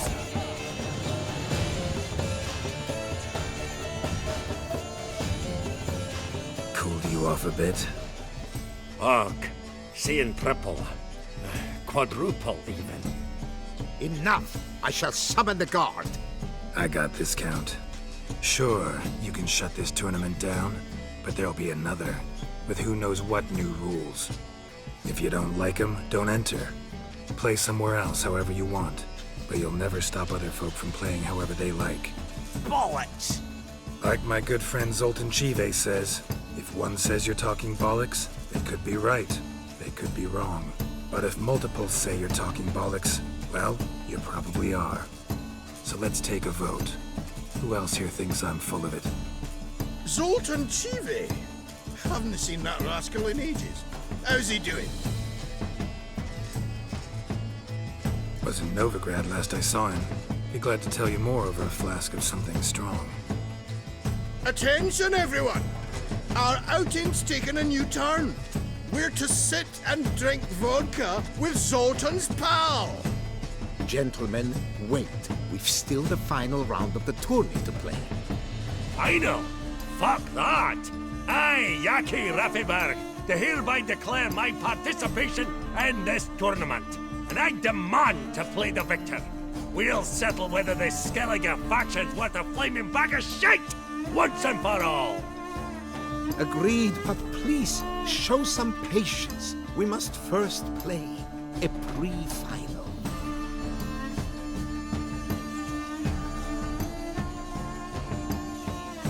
In the pre-final, Count Monnier, representing the Skellige faction, shall face Geralt of Rivia, also playing with a Skellige deck. My brother's dream has come true. Skellige in the final, and played by both contestants. Good luck. So what's the difference between a WoW traditionalist and a Blizzard loyalist, Adam? Like, I don't understand the factions. I like to think that Zoltan is extremely well known. I don't know. Just the way I like to look at it. Congratulations! The best man has won, playing the best faction to boot. Thanks. Good game. Skellige won! What a bundle of pish! Tournament's not done!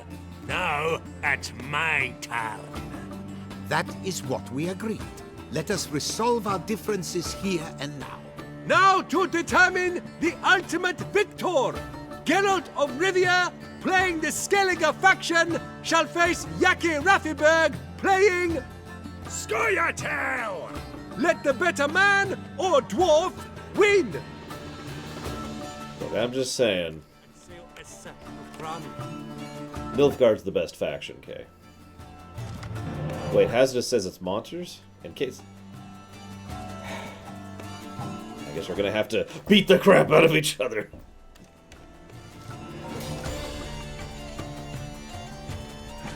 For the reference, I have actually seen geek arguments descend into physical violence before, but it's pretty rare. I've seen Star Trek fans do that a couple times. I've seen Doctor Who fans do that. Thanks. Good game. In person, I mean. Bollock blisters! What hurts most is fucking Skellige won! Or as they say, tough shite! Congrats! Come on, Star lad! Wars. Let's get soused! No, you must stay, for I wish to treat you all to a tipple.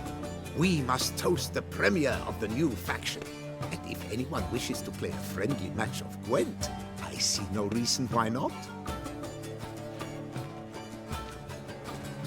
Thank you for everything, Witcher. I actually do like this quest. And I need to go ahead and actually, you're gonna be weirded out by this, but I need to give a negative to gameplay. So we'll go ahead and do that. And a positive to story. I've actually been thinking about this for a bit now. I'll explain myself in a second, but I want to talk about what I liked about this quest first. Ever since I was a kid, my opinion has basically been, why are we fighting about this? Right? I mean, I've gotten in my share of arguments, and especially when I was younger, I did have a temper problem. I still have a temper problem, I just have it a lot more under control. And so my attitude for, again, ever since I was a kid, was just, why are we arguing about this? Can't we just enjoy this? When I was really, really young, a lot of these arguments were really stupid, too. I got one for you, for those of you older in the audience. Who's better, Picard or Kirk?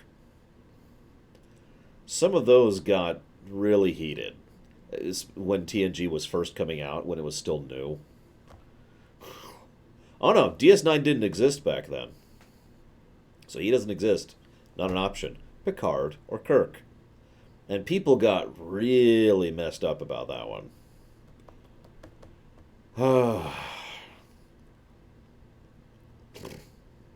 For the record, we all know the answer is Jonathan Archer.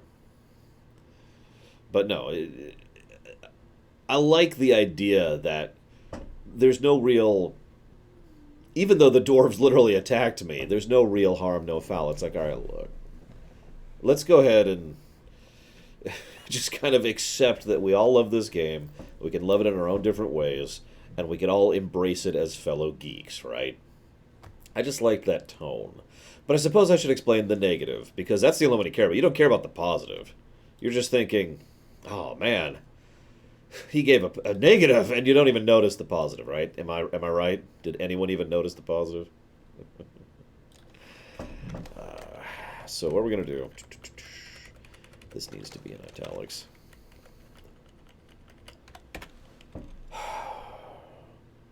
Let me use Tor as an example. I actually thought this out in advance. Tor, that is to say Star Wars The Old Republic, is an MMO in which there are 3 types of quests. There's the main plot quests, which is actually your class quests in Old Tor, and then the main arc when you got to Fallen Knights of the stupid Empire of Dumb.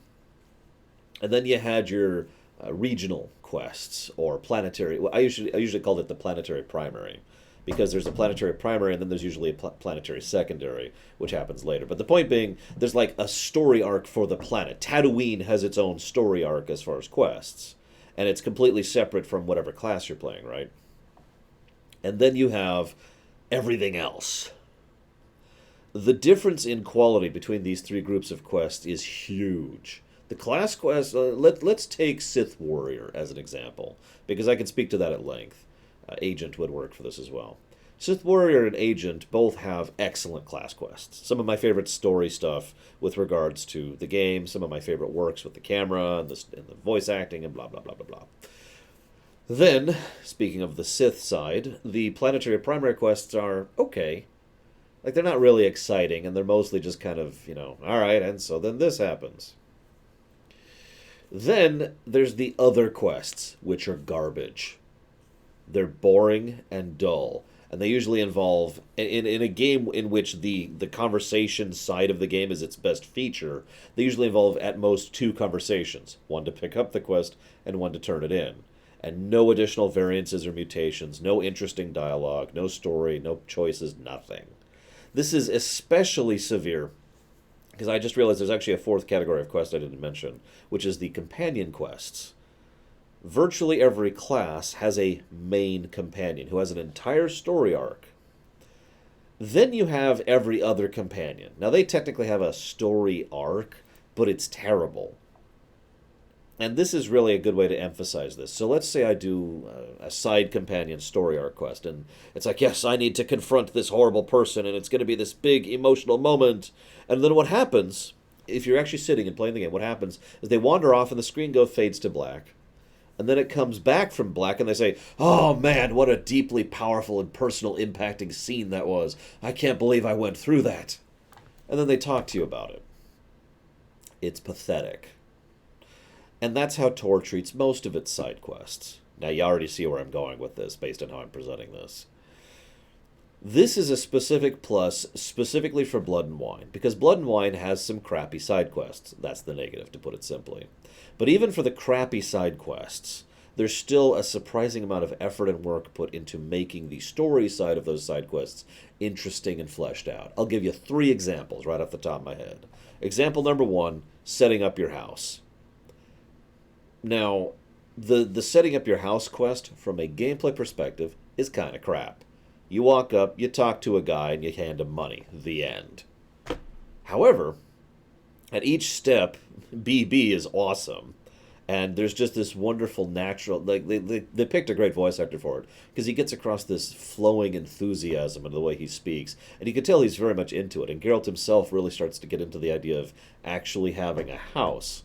And they do a good job of presenting that this is kind of a newish idea to Geralt. And when you finally finish it, there's an extra cutscene, totally unnecessary. It doesn't have to be there. Of just the BB is like, oh, here I found this old, excellent wine. Let's uncork it and enjoy it together and toast the new house. They didn't need to do any of that. They could have, in many other games, the housing quest would just be turn in the money, and then, a loading zone, and then new appearance, and that's it. But they bothered to put that extra level to it. Example number 2. You remember the 2 quarreling lovers with the competing vineyards? The actual gameplay of that quest is pathetic. It's go to a spot and kill a few things, go to a spot or save a guy, or go to a spot and find a thing, probably involving killing things. It's just events. There's nothing there. There's no complexity. There's no nuance. There's nothing fun. There's nothing interesting. It's basic, boring, garbage level quests. However, that exact same quest chain had the interactions between the 2, the optional side path of actually figuring out the mystery, the additional path to get the 2 together, going back later and them telling, we're going to make this new wine labeled after you and blah, blah, blah. People will actually reference that. I've heard people in Beauclair actually reference the Geralt wine.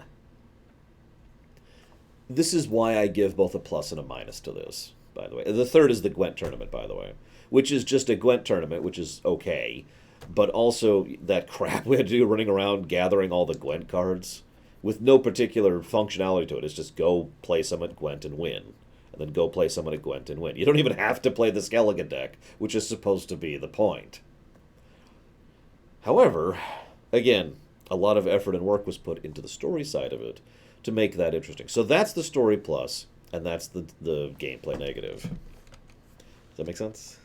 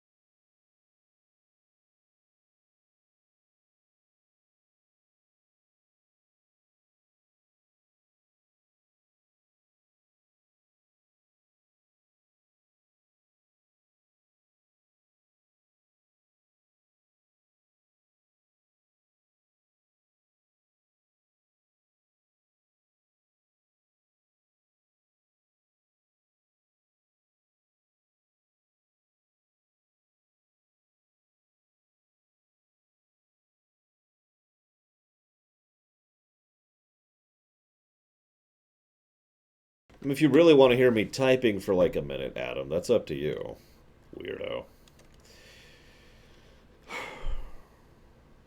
Okay. Did I update? I think I updated. Okay, we're good, we're good. No problem. Had fun. You proved yourself a true Gwent master. Here, the grand prize. You earned it.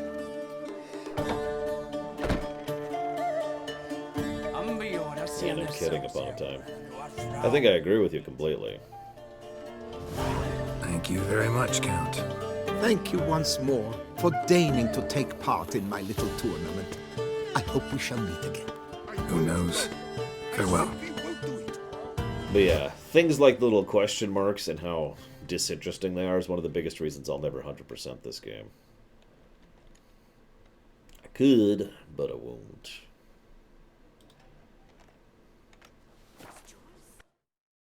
I mean, time is the other obvious answer. That would take forever. Oh, excuse me. Even with cheats, that would take forever. Wherever you are, the air here is such that one is never Those muscles. Oh my.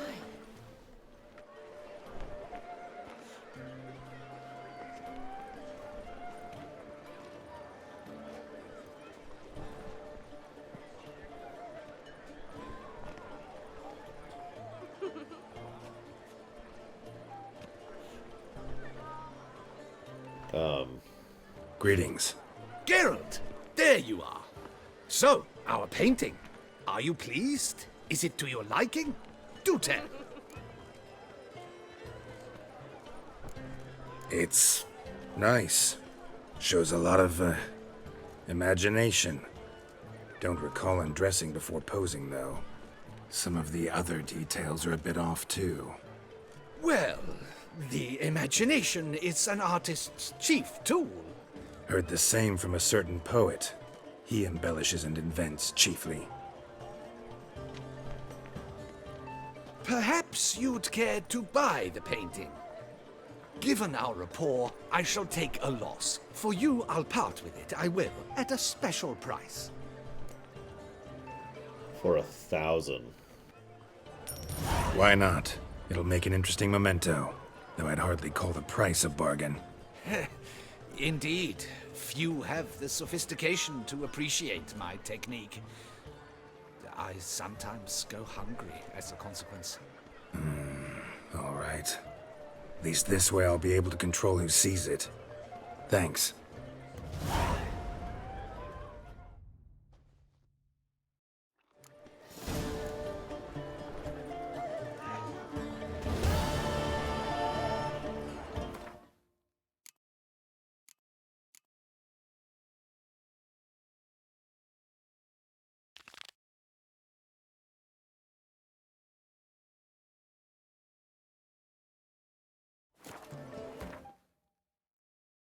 Oh, it wouldn't be in the bedroom. It'd just be like tucked away hiding somewhere, you know. Geralt, I found this in your basement. Oh my god! What were you doing in there? Why would you do this? Alright, fine. Hang on, hang on.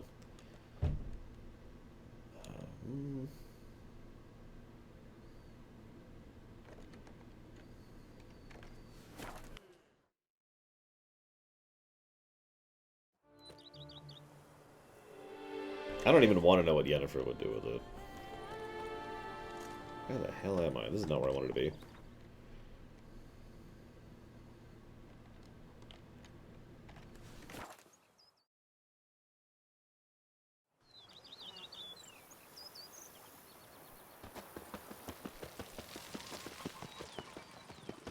The book of lust is hard and good. Oh, I'd stump wine with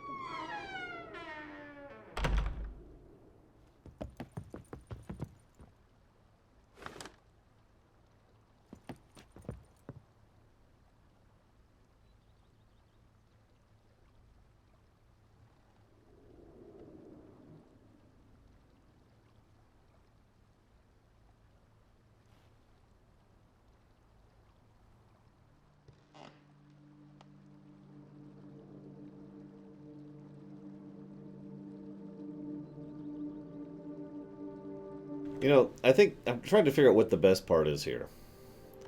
The fact that he wasn't in that pose, the fact that that's not any of my swords, the fact that he just decided to add the crest over there in the corner, the fact that there's a tree, there was no tree on that hill, the fact that there's a mountain behind us, ditto.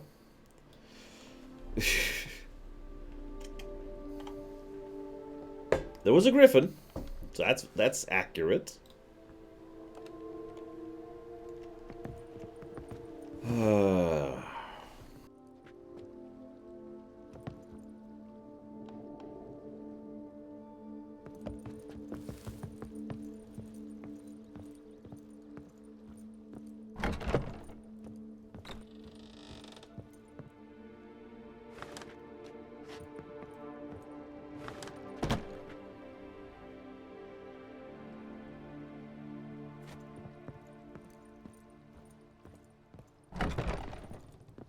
Listen, he has his sources, Loner. It cost him a lot of money. We would stump till we were red and sweaty.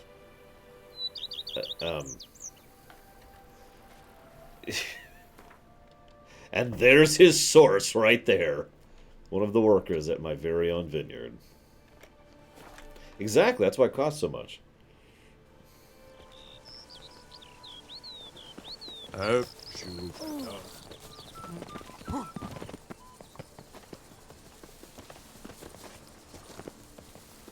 What's going on there? Hey, watch it! Gosh, I hope not, Kay. That would be kind of horrible.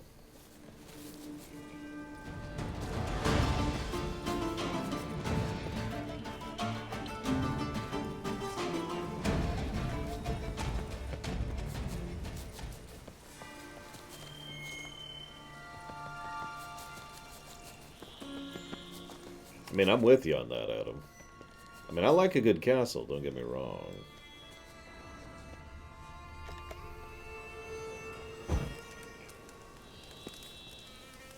Screw it. I think it's time to move on to the main quest. Dun dun dun dun. Finally.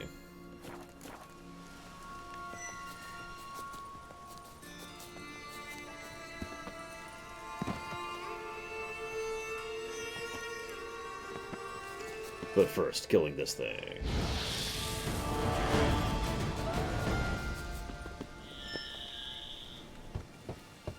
Regis! Damn it. Locked. No way I got the place wrong. This is it. Gotta be. Gotta be another way in around here.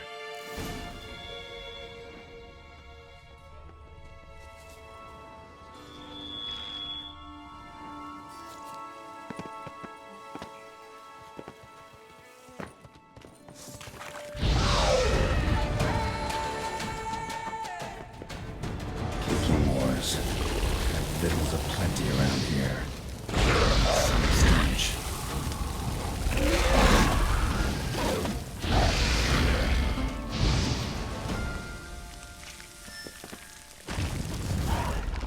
Great.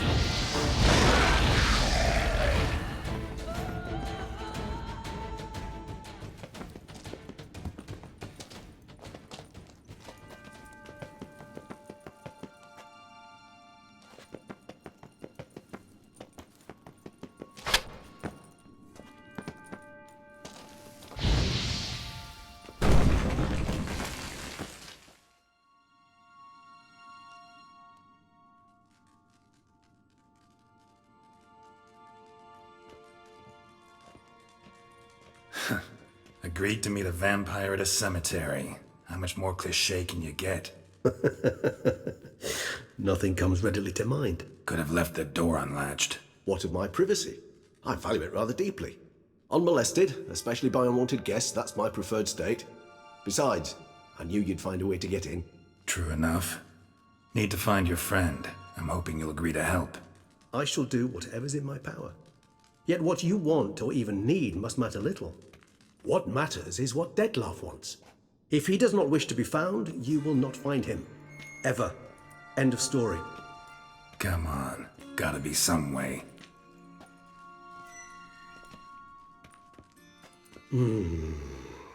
Vampires can evade detection by the senses, and no divination magic works on us.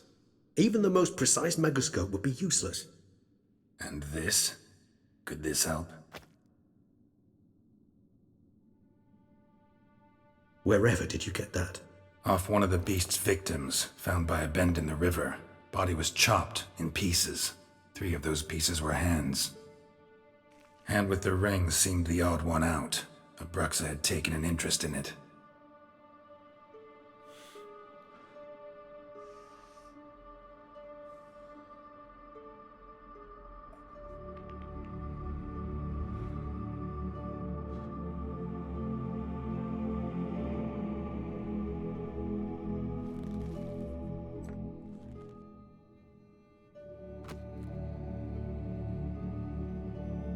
It's Dettlaff's hand, without a doubt. It will do splendidly. I absolutely think Geralt could stomach retirement, although he probably goes out to do stuff every now and again. Ring's pretty intriguing. Made of no metal I've ever seen. And the ornamentation. It comes from our home, where we lived before the conjunction of spheres. It's actually mine. I received it from a dear old friend. You might call him a humanist. He saw us vampires as guests here, guests who owe their hosts, meaning you humans and the elder races, respect. Respect? Meaning not to treat us like cattle to be slaughtered for food? Precisely. And the reason why I, in turn, gave it to Dettlaff. To remind him of the ideals my old friend championed. The hand. What do you plan to do with it? You've heard of Kovinaris' theory of tissue memory retention. Rings a distant bell. Read about it in Alchemia Oblitera. There's a copy at Kaer Morhen, tattered, nearly disintegrated. But if memory serves, Kovinaris never managed to prove it worked. He did prove it, just never managed to publish his findings. He and I corresponded, you see, after we became friends. Thus, I know he completed his research and performed the first tests. It's complicated, so without delving into details, it is possible to use any piece of tissue to reconstruct what a whole body experienced. How's it work? We need any special equipment? We must brew a decoction which Kovinaris gave a rather poetic name, resonance. Once imbibed, it sends one into a trance similar to that induced by narcotics. This triggers visions of events linked to strong emotions experienced by the tissue's owner. Picture it as dreaming a fragment of someone's life. Any chance we might see what Dettlaff was doing just before he lost his hand? Indeed. Though I also hope resonance will reveal the location of Dettlaff's hideout. Can't you just summon Dettlaff? You're both higher vampires, there's gotta be a way. If I'm to be entirely candid, there is indeed one. But believe me, we will be better off never availing ourselves of it. It is a last resort. Absolutely. Last resort? The hell? Why? There is a being who can summon Detlef. Possesses the authority, even the power, to force him to appear in a given place. But the very act of contacting this being, well, it's akin to walking a slack line extended over a chasm filled with molten lava. An exercise as perilous to me as it would be to you. A risk I'm unwilling to take. I beg you, let's do it my way. It will be both quicker and easier. And as someone in chat already mentioned, Regis really does play it straight with Geralt, which I really enjoy. You notice a lot of his friends tend to lean in that direction. I think Dandelion's one of the only exceptions. Covenarius spent half his life proving his theory. Wild guess. Making a dose of resonance won't be easy. You guessed correctly. In addition to Detlef's tissue, we shall need a powerful occipital lobe stimulant. Effectively a poison, to make one susceptible to visions. Well, got a few ingredients to choose from. Unfortunately, all are pretty rare. There's Mamoon glands, but closest ones I know of are in Vizima. A spotted white saliva would also serve, but they were cold to extinction over a century ago. Could go with a kobold's eyes, but the creatures are sentient. Rather not gouge one's eyes out. Given that we lack the time to sleuth this out ourselves, permit me to summon some help. And yeah, notice they've already established the Unseen Elder, and how horrifying he is. In a different way than Odim, of course. Hello, Gum Gum. Gum Gum Jr., that is. I'm on to you.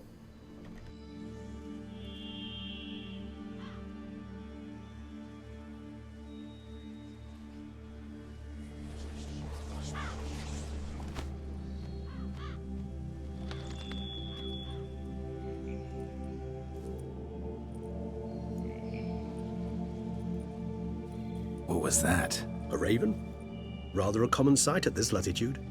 Very intelligent fowl.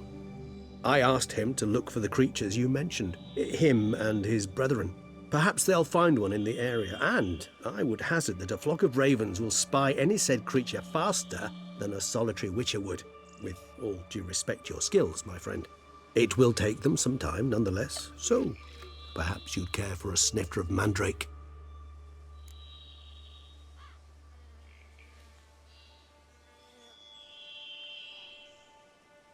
It just occurred to me, one of the things I find interesting, the way the Unseen Elder is portrayed is more like the classical take on a dragon.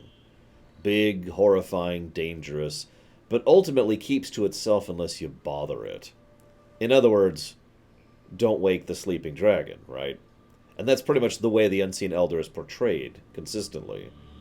He's actually not really a threat to anyone in a significant way, as long as you don't go bug him. But nobody wants to go bother him, even something as powerful as Regis here. Rarely say no to a snifter. Sadly, this is but a weak infusion rather than a proper distillate. Even better. I remember your mandrake hooch. Made people say things they'd have rather kept to themselves. Now, what could Geralt of Rivia prefer to keep to himself?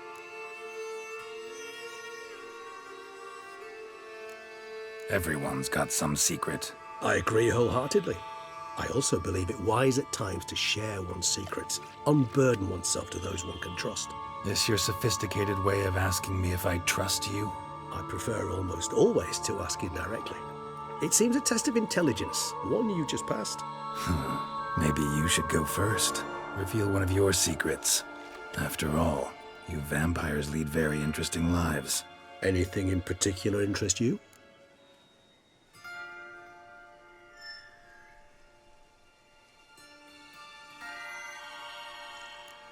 Curious what you did after you were reborn. As I'm sure you can surmise, but first I was thoroughly absorbed with recovering. As it is, I've still not recovered completely. Yet I was so weak the first year that I could not stand nor move on my own. Detlef bore my weakness bravely, showed great patience. If not for him, I wouldn't be here, and I'd have regenerated far slower. Once I could at last stand unassisted, I set off for Bruges, for my one-time home of Dillingen. There I led the peaceful life of a rural healer and surgeon, enjoying my neighbours' respect and, in fact, constituting the exact opposite of the monstrous vampire the populace imagines. Bruges, you say? Rebirth make you sentimental? Perhaps a dash. But what of you? Where have you been? Ever find your Cyrilla? Back then, yeah. But we parted again soon after. And when the time was ripe, she came back, defeated the Wild Hunt together. Ooh. Seems I certainly missed quite a bit while I was absent. True enough. But it's a conversation we'll have another time. Need to know more about you now. Gotta ask you the big question, one everyone wonders about. What happens after death? You wish me to tell you if the human belief in the gods is well-founded? Well, that I do not know. We vampires differ exceedingly from you humans. Our matter, that of which we are composed, can exist without form. We require neither a heart, nor a brain, nor air to breathe. But were you dead? As humans understand death, yes. Feel anything? Understand anything? It's rather hard to explain. I felt something very unsettling. Something I cannot even name, for I did no reasoning. Only after rebirth did I begin to understand that what I had felt was cold and unimaginable fear. If not for Detlef, I might have drowned in an eternity of icy terror. Can't have been alive then. Sheesh, experience like that must be vicious. Indeed, it's hard to compare to anything I know. Yet you are aware we don't see death as you do. The way you cling to life, we find it entirely peculiar. You are mortals, ergo it's a foregone conclusion. You will die. It's but a question of time. Thus, I often find myself wondering why you try so very hard. To die at 20 years, 40, even 100, what's the difference? They're all but the blink of an eye. Depends on your point of view. Man who's got 1,000,000 crowns to spend can't possibly understand one who's only got 20. Very true. One's outlook can indeed change much. Now, maybe this is just the economist in me, but I love that parallel. I mean, vampires, to use the economic thing, are the super rich, the people wandering around with the 10-digit range in their bank accounts, right? So they couldn't possibly understand why someone would make such a fuss over accidentally misplacing a 20. Or why you would insist that, oh, well, hang on, I paid for 3 burgers at Burger King, but you only gave me 2. I mean, that's just like $5 you lost. Who cares? Perspective is an interesting thing. As an aside, I'm actually with Hazardous. I'm pretty sure that the idea of real death to vampires, at least the higher levels of vampires, is probably far more alien and horrible of a thought than it is to humans or other mortal races. Which is interesting when you think about it. At some point, we're going to have to actually talk about the vampires. Because I actually have a theory about it. I mentioned it during the rumination. And honestly, the more I think about it, the more I stand by it, in the absence of elsewise information. Got a new life, new body. That give you a new start? Blank slate? Starting all anew is a very broad concept. What exactly do you mean? Your blood addiction, say. Wondering if your body's the same, if it still remembers. Maybe if you drank now, you wouldn't get hooked. All addictions are a form of slavery. Re-addiction's not a risk I'm willing to take, just to test a hypothesis about corporeal regeneration and whether propensities carry over. Fair enough. Curiosity, that's all. Sorry. Not to worry, Geralt. Curiosity's a natural reaction under the circumstances, apart from which I've always valued that trait in you. Always fascinated me the way vampires can regenerate. A hand growing back is one thing, but Detloff recreating you out of a wet smear? Something else entirely. A difficult and laborious process, but one that's possible, as my presence proves. But I've heard you too had quite the adventure. They say you lost your memory.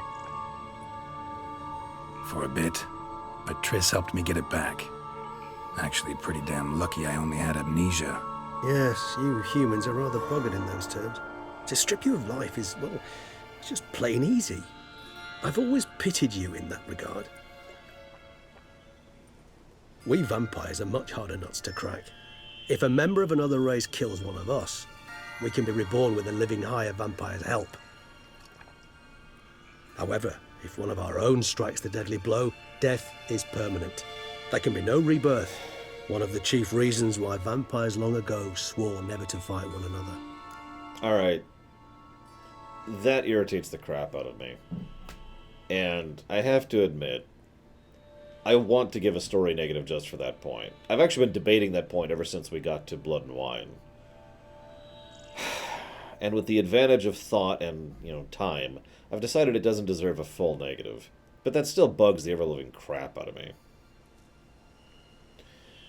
Because it doesn't make any sense, okay? Like, okay. Here's Bob. And here's Vamp Bob. Vamp Bob? Bob and Vamp Bob are both going like, haha, we shall defeat you, Vamp Bobina. So Bob strikes the mortal blow and then destroys him with the sword, and he falls and he chops him into pieces and blah blah blah. Vamp Bobina, I guess Vamp Bobina's fine. They just reform over time. Woo! Okay. But imagine if the final blow had actually been struck with the exact same sword, under the exact same circumstances, in the exact same way by Vamp Bob instead. That kills Vamp Bobina. Why?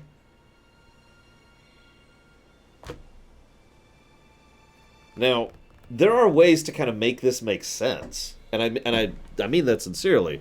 But to my knowledge, no effort is actually put into doing so. And I think that's what bugs me about it. They don't even really address it. They basically hold it up as a rule and then leave it there in the background. Here's the rule. And it's only there to come up during the finale, during the final boss fight.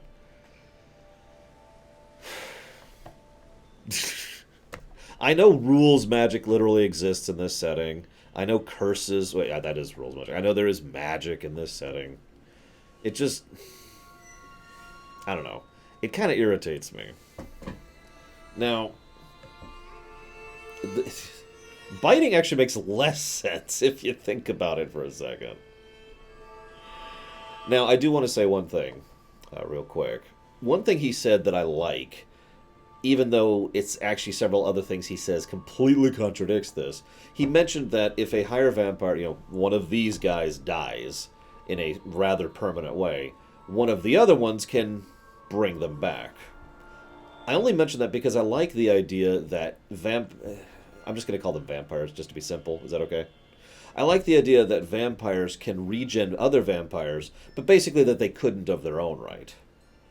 Regis himself mentions that he's barely cognizant after 5 years, and most of that's because someone else helped, right?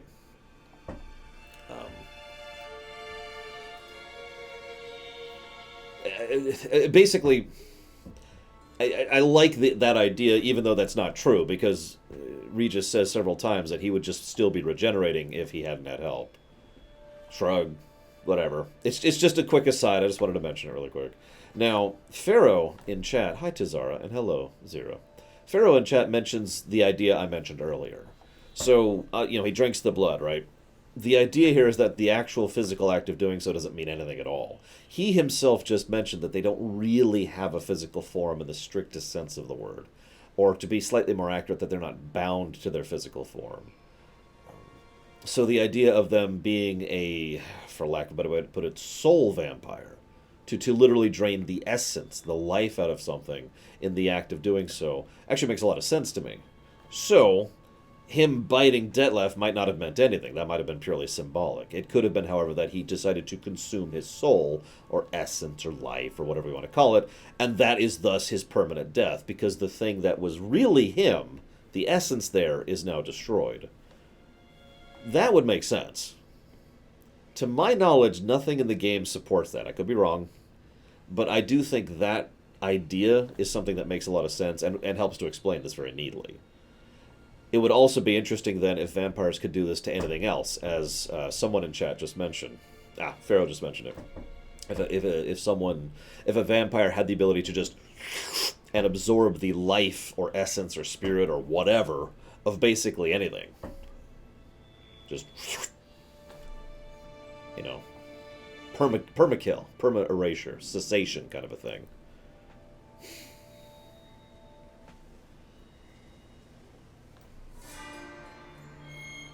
That's also true recursive. Maybe the, I don't know how to put this, the Detloff entity ceases to exist, but what used to be Detloff has now become a part of Regis. I don't know.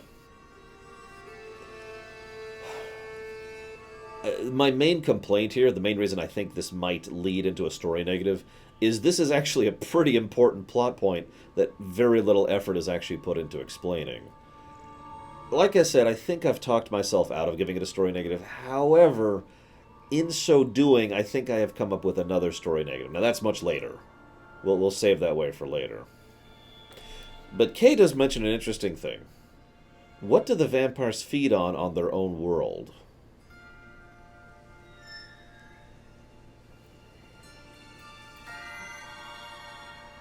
And I guess this isn't just a facetious question. I'm legitimately asking. Do we know if anything else came from the vampire world other than the various vampires? You know, the Bruxa and the Catacons and blah, blah, blah, blah, blah.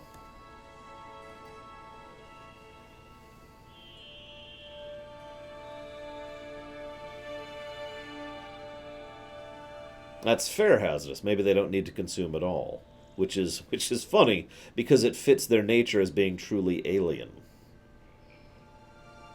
You know, an entity that basically has 100% efficiency in its power usage is an alien concept. You know, we as human beings, we need a constant influx of multiple different sources of fuel in order to keep functioning. And I don't mean that in the sense that just that we die. I mean, we literally wouldn't be able to perform actions. And I'm expending energy just by flexing my fingers here, right? Because I'm not a 100% efficiency entity. And neither is basically anything we know of. With some weird exemptions. So yeah, exactly. Maybe their metabolism is literally closed. Which is a alien thought. Interesting. Alien. And of course, that fits them. They are. One of the things I do like about the way vampires are portrayed here is that they aren't portrayed as vampires, basically. They are portrayed as alien entities. These could be a species in a sci-fi show and it would fit neatly, you know?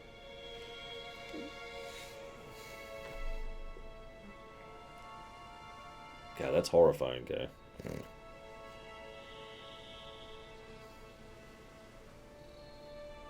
Now, that's interesting idea, Kemek, because that kind of leans towards something that I've had a theory of for some time. I guess we could just talk about it now, once we're talking about it now.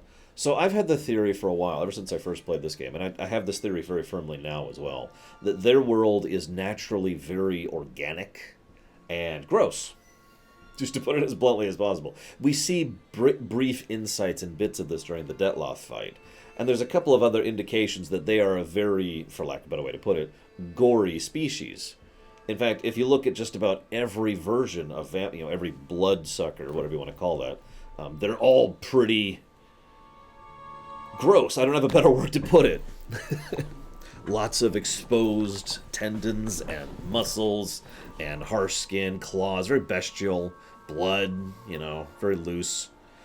It would be interesting if the planet they're from is that, if that's literally what their world is like. It would help to explain why they find this world not only so alien, but so uncomfortable. I think in this very conversation, I could be wrong, but at some point we'll talk to Regis and he'll mention how uncomfortable it is being here. Not painful, uncomfortable. And I think, he describes it to Geralt as if the idea of being in a stiff suit at a banquet where you have to be completely on your own thing. Yeah, the idea of having to endure that kind of discomfort constantly makes perfect sense to me, because if I was on a fleshy, gross, grotesque is a great word, planet, I would be uncomfortable. It wouldn't actually be painful, There'd be nothing there causing me real, literal damage, but the whole time I'd just be like, ugh. Right? Thus, the idea of them, this to them being what that is to me also makes sense to me. Now, of course, this is still just a theory. But, and several of you guys have already gotten to this idea, what if this other planet is the source of what most of the other lesser vampires fed on? Like, we can presume that a higher vampire, like Regis or Detloff, has, as we mentioned, the idea of a closed metabolism. But there's enough evidence to support the idea that most of the lesser vampires do actually need to consume. And thus it makes perfect sense that what they would normally consume is just the planet, the flesh of the world they're from. You know, either the tree equivalent or the fruit equivalent or whatever, right? Which is my final point for that theory. I think it also...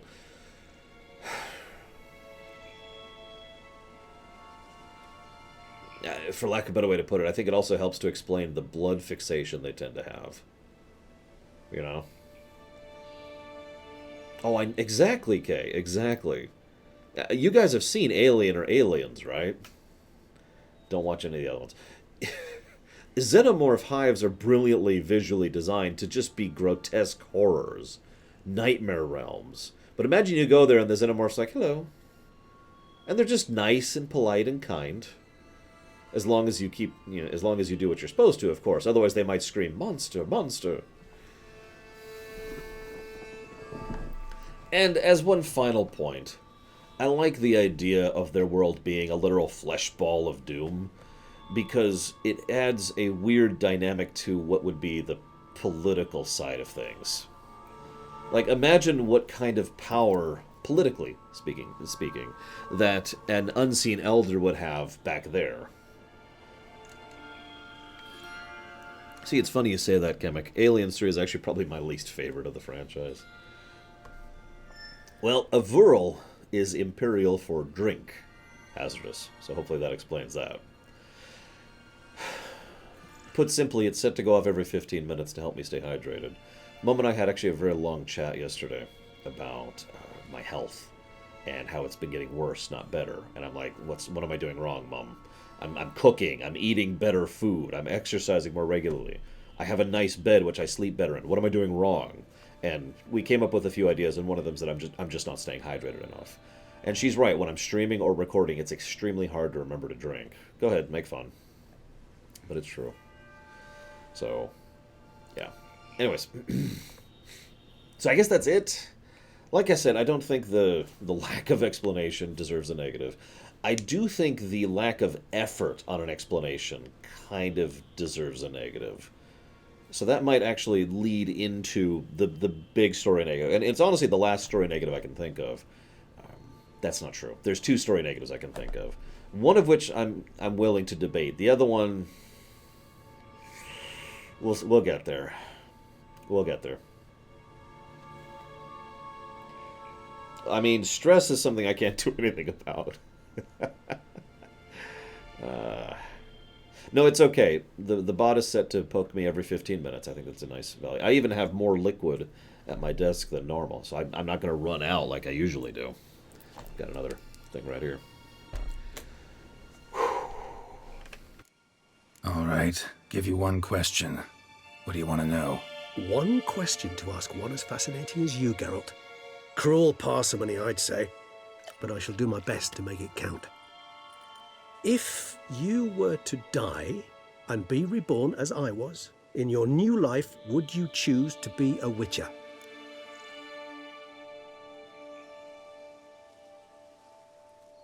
If I did that, I'd just kill myself, Hazardous.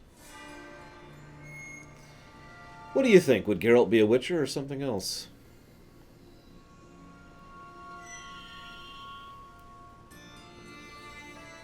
That's the closed metabolism theory, Kemek. Which is, of course, a theory. A lore theory! Sorry.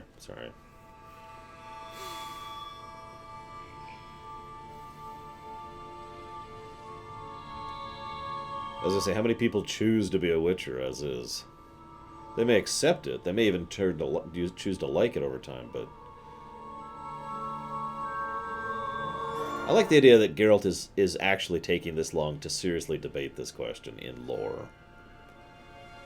Just because I'm curious of his answer. See, Regis. Doubt I'd know how to be anything else. Ever tried? See, you're determined to get an answer, to find out if I like being a Witcher. Just refuse to ask directly, as always.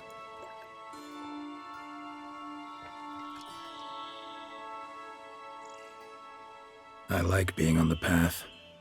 I like picking up a lead, a trail. I like the tension right before a fight. And nothing gets my adrenaline flowing like battling a beast. Even gotten used to people treating me like a freak, an outcast. Yeah, not something I think about much, but I like being a Witcher. Thank you for being honest. Honesty is an attribute of the truly brave, and thus a privilege of the very few. Still no sign of your winged friend. Sure it understood what you wanted? Dead certain. Let's wait a bit longer. It'll return soon, don't doubt that for a moment.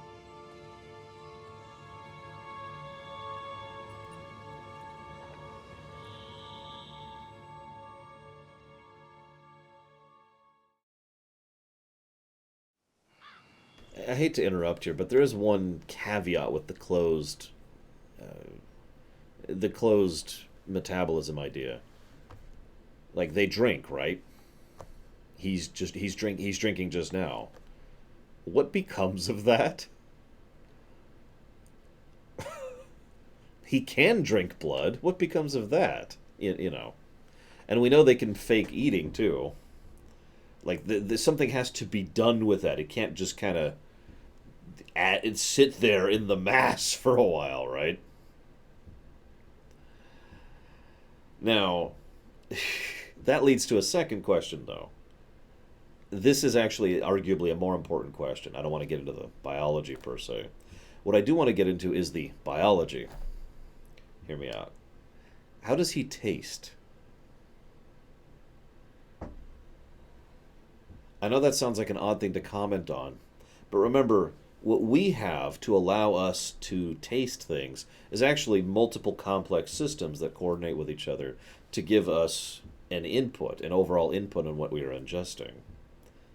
You know, we've got the tongue, we've got the nose, we've got, there's also a texture thing that's built into taste as well. So we've got at least 3 systems which are all coordinating with our brain simultaneously. He doesn't have a brain or need to breathe. So how is he capable of, how does he take upon himself the action of tasting? Now, again, we could come up with an answer for this one, but to my knowledge, no attempt is made to try and answer this in lore, in canon. Oh, apparently he has a brain. That makes less sense if I'm being honest. But okay, I'm going to let it go. Point being, vampires are not properly explained. Moving on.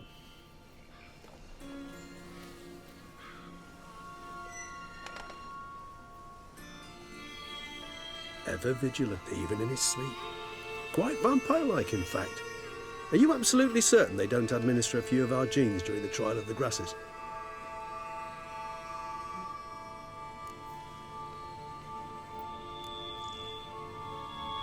Appreciate the compliment. Got something for me? You were right. No kobolds or mamoons for miles around. Knew it. Allow me to finish.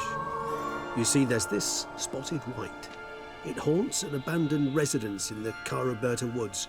Impossible. My brethren hunted down every last spotted white before I was born. Then it seems you must revise your knowledge of spotted whites. For somehow this one managed to survive your brethren's onslaught. It seems I know this home it haunts. Recall a tale about it. Locals believe the place cursed. Oh, perhaps that's how the white right, survived. this quest. This is, yeah. So hang on, I hate to interrupt this conversation, but here's an additional thought on how this could work. someone in chat who said it. Hakuna Grakata. Love the name, by the way. Mentioned an idea. I love this idea. Hear me out. What if he's basically basically a shapeshifter? More or less straight out of Deep Space Nine, to use a direct example. So, for those of you not aware, the founders, the changelings, over in DS9, they're basically magic. Like, the things that they do are not really possible. But a few things about them do make sense. And one of the most interesting things is when they present themselves in a form, they can then input, intake, and output as if they were that form, because it's not just a Ken doll, they're replicating the entire form properly. Ergo, a changeling who appears as K in chat, for example, would have a brain and a heart and taste buds and a nose and all the other aspects of human physiology, because he mimicked all of those and thus can actually do things like taste and eat and drink and etc.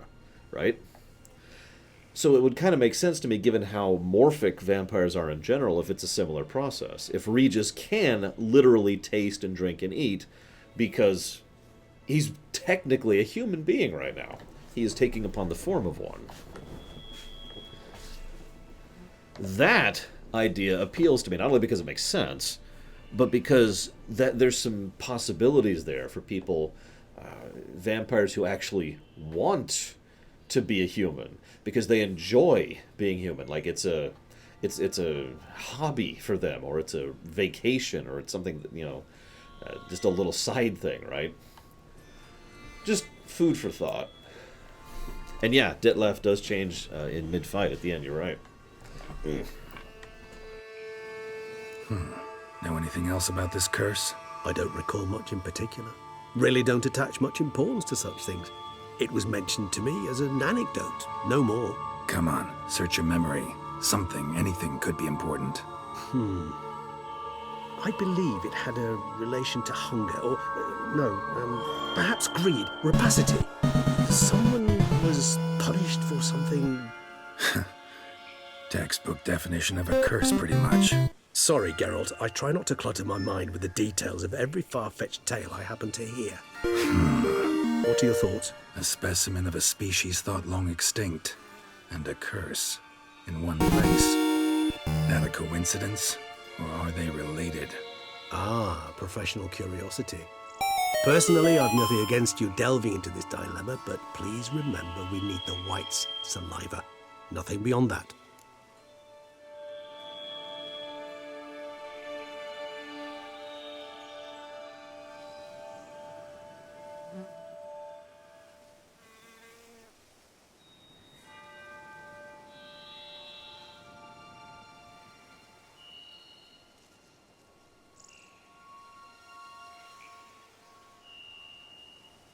Apparently I'm still muted. Well, I'm not saying thank you again. No, I will. Thank you, thank you, thank you, thank you, thank you, Tazara. Very, very much, as ever and always. Much appreciated. Now I'm going to stab you with my back scratcher. Alright, now this is going to hurt like hell, okay? But only for a few seconds. Whites rarely appear in the woods, even less likely to find them in abandoned human homes. They inhabit remote wildernesses, old abandoned cemeteries. What's your point? This might not be a spotted white after all. Your little helper might have made a mistake. I sincerely doubt it. Ravens are devilishly intelligent creatures, and they've highly developed observational skills. What exactly did they observe? The area around the estate. It's covered in spoons. Spoons? Spare me the skeptical smile. I'm but the bearer of this news. Or perhaps this spotted white is a hoarder. Or the spoons are somehow related to the curse. Let's do this. Start making your decoction while I go get some saliva from that white. Uses it in its brews. Do you imagine the white will simply sell you some? Worst case scenario, I'll bring you its salivary glands. They ought to do as well. For a moment there, I imagined you asking the white to spit into a vial. Quite amusing as a thought, but the salivary glands will do fine indeed. So, see you later. Yes, till later. I shall start by perusing some tomes. Tomes? Thought you were gonna make this decoction. We require one last ingredient. Alas, obtaining it could prove a trifle toilsome. Thus, I hope to identify a suitable alternative. All right. Good luck. And to you, my friend. I should probably mention to Zara, although Lord knows I don't want even more things on the list, but there's actually 2 things that aren't on the website right now because I haven't had a chance to update the thing. And that would be the Final Fantasy VII In-Depth Classic and a game called Dead Cells. Alright, let's see. Spotted Whites. Spotted Whites.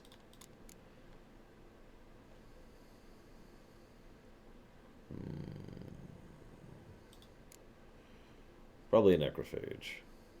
Aha! Behold! Okay, I know everything about them now. No, even I don't read that fast. I wasn't even looking.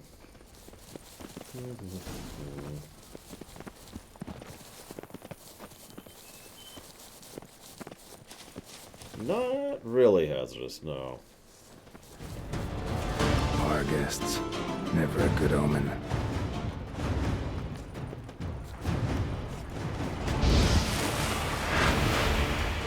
So, Spoonland.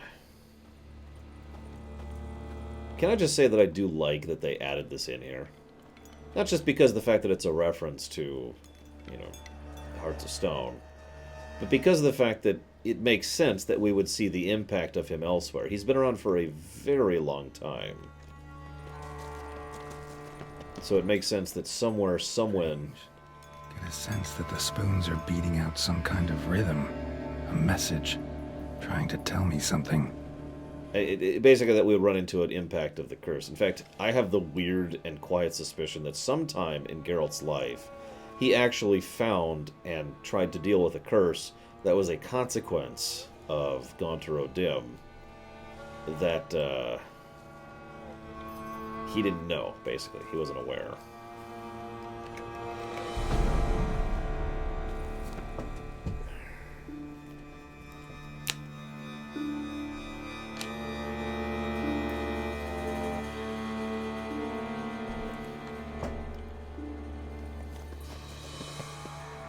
I mean, hell, he's probably not even aware this one was done by Gaunter O'Dim.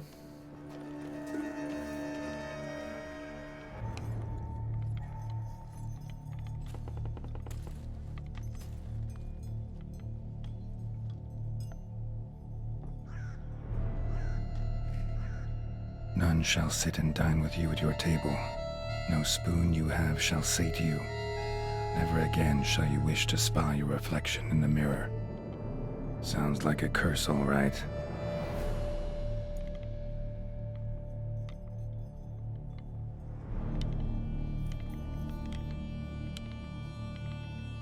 Somebody's clearly obsessed. Regis mentioned the place might be cursed. Can't be a coincidence. Need to look around. So, different model, different voice actor, okay? Probably a different animation set. What a pigsty. Need to search it thoroughly. Find a way to collect some white saliva. White's obsessed. A real collector. Thoroughbred. Gotta find the right spoon. Or maybe you could use the animations on someone else entirely. Whatever lives here treated that literally. Still searching for the right spoon. Really, Tazara? Interesting. Spoon's incredible. The craftsmanship. Must have graced a rich man's table. We'll give you a moment to jot those down.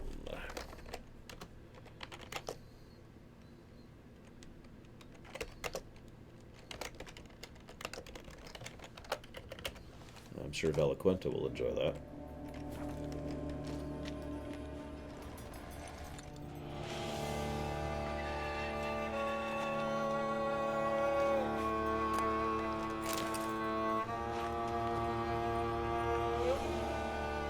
Actually, you know what I would probably do, Kay? I would go ahead and have it be a different model, but same animations and same voice actor. And I have to admit, I'm very biased in saying that just because I want that voice actor to do more, because he's a great voice actor. For a few days now, I've been having dizzy spells. I've never experienced anything like this before. If it carries on, though I can't stand witchcraft and sorcery, I'll have to visit an herbalist. The dizziness has not gone away. Worst of all, it's been joined by pain so strong at times I cannot see. I've been to the herbalist. A repulsive old crone looked at me like she had seen a monster. She gave me some cursed mixture I have to drink twice a day. It's not helping at all. Today, like every day, I looked in the mirror and I was lost for words. I usually check that I don't have any wrinkles or bags under my eyes, but today there's no wrinkles, but I'd rather there were. I have hair growing on my chest. It's horrible. It's got to be because of those damned herbs. I went to the herbalist to smash her face in, but her chambers were empty. She must have known what would have happened to me and legged it. My family's starting to suspect something, though I am cutting the hair back, which is growing faster and faster. I've tried to put the idea out of my head, but I can't hold back any longer. Maybe it wasn't the herbs that led me to this, but the curse placed on me by the old beggar I had to chase off one time. I have to find out. I want to write someone who can find the herbalist. I cannot think, and it's getting hard to write. Loneliness. No family. Eat. I want to eat. Not a good spoon. Empty spoons. Nothing. Eat. It hurts. Mirror. Lies. No! Poor girl. Realized she was changing into a monster. Recorded it in her diary. Poignant. And yeah, that's probably one of the better examples of Itchy Tasty I've seen in a while. If you don't know what Itchy Tasty is, then I'm so sorry. Spoon. Pretty ordinary. Maybe a little old. No, I kid. Itchy Tasty is a term for a dialogue entry that was in, I believe, the original Resident Evil. A spoon key. Sophisticated crafting. Tag bears a description. White's a true collector. And it was the descent of someone into zombiehood. And it's funny because... Another spoon. Yep, just as normal as the last one. Put simply, and there's no nice way to say this, the Resident Evil games are not well written. It's part of their charm. They're cheesy and ridiculous. But there are several journal entries across the franchise which are actually really awesome, and Itchy Tasty is a good early example of that. Itchy Tasty is actually horrifying. White's obsessed. A real collector. Thoroughbred. Skeletons. Doubt they came here willingly. This have anything to do with the curse? None shall sit and dine with you at your table. It'd make sense. Right on, bit right off. Teeth all knocked out. Somebody tried to force feed him. Oh my god. Now picture how horribly toxic this soup is we're about to eat. No claw or fang marks. Probably choked to death. Broken neck. Indentation in the skull's lateral surface. Smacked in the head with something heavy. Oh, hey, a letter. What do we got here?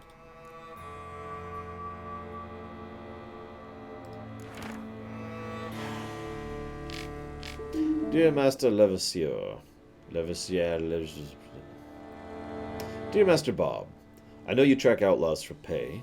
I have an unusual assignment for you. No doubt you wonder why I've drawn you out here and why we cannot meet in person. You see, in my present situation, any kind of meeting is very risky. Not so much for me, but as for the person whom I meet. For I am afflicted with a curse, or, as I hope, and why I've turned to you, the side effects of medicine given to me some time ago by an herbalist. Soon after I visited the herbalist, she disappeared without a trace.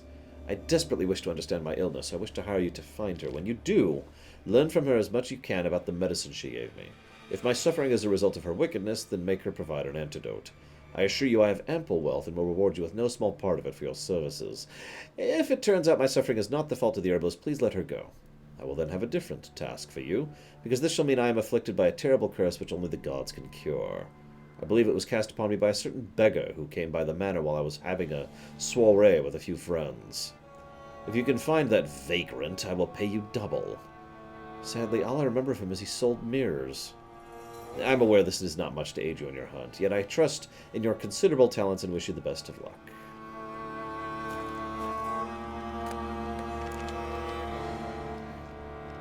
Woman's name scratched into this wooden spoon. Romantic.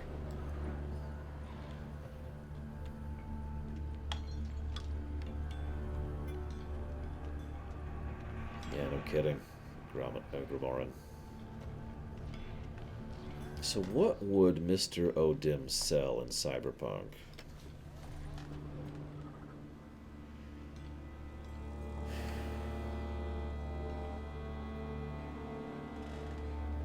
This is going to sound strange, but I'm trying to think of the technological equivalent of a mirror. Or, to use the more iconic concept, a reflection. Actually does seem like a White's lair. Bit atypical, but still. Cauldron should be somewhere around here. I was actually thinking something like holograms or monitors or something like that. Spoon. Pretty ordinary. Maybe a little old. Hello, Baron. Cauldron I was looking for. White's not particularly tidy. Table's set. White, who lives here, is getting ready for some sort of feast. White that lives here, definitely afflicted by a curse, and it's been trying desperately to lift it. Selfie sticks. Another spoon. Yep, just as normal as the last one. Windows.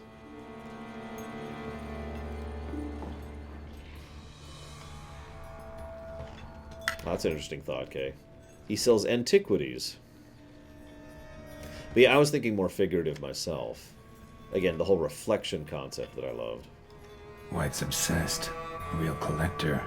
Thoroughbred. They call me the man of plastic. Spoon. Pretty ordinary. Maybe a little old. Another spoon. Yep, just as normal as the last one.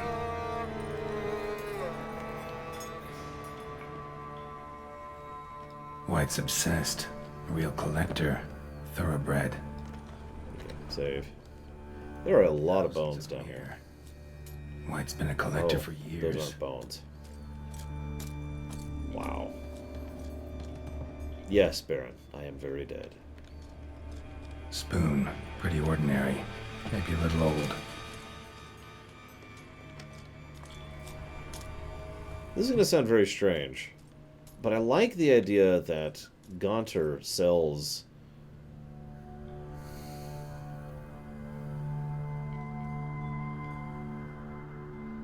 basic like a hunter-seeker program for the net side of the game, which allows you to basically dig up the dirt on someone.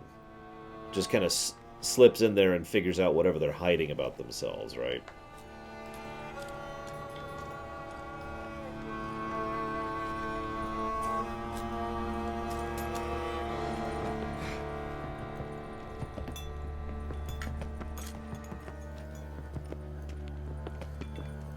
And mirrors, obviously. Cauldron's empty, unfortunately. Regis needs some brew. I'm afraid he won't get that. No choice but to hide and wait for the saliva glands and their bearer. Need a spot that'll let me observe the cauldron. Save. I don't want to screw this up.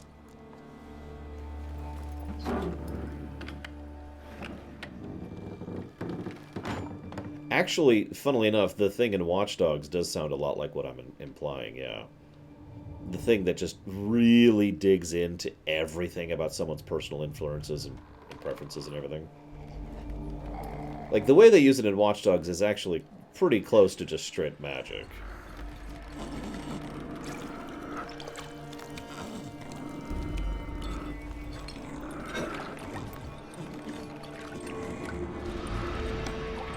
So, here's a question for you guys. How much tolerance for general toxicity does a Witcher have? Especially an older Witcher like Geralt.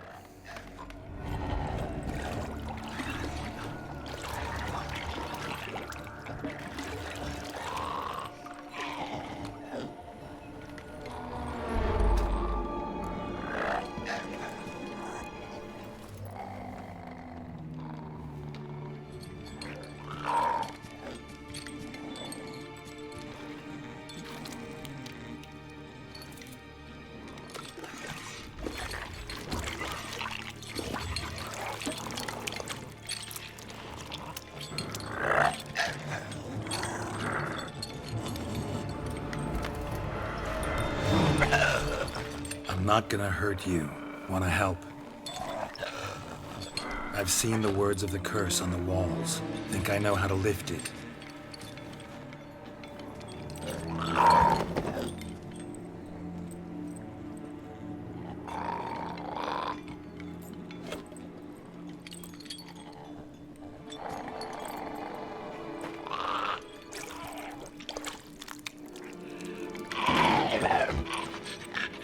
You tried to bring folk here, convince them to sit at the table with you, right? Well, I'm gonna be your guest now. Your willing guest.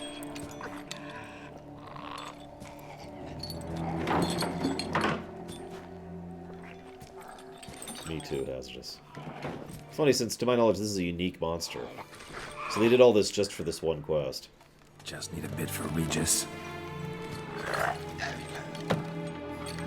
And now we'll tend to you.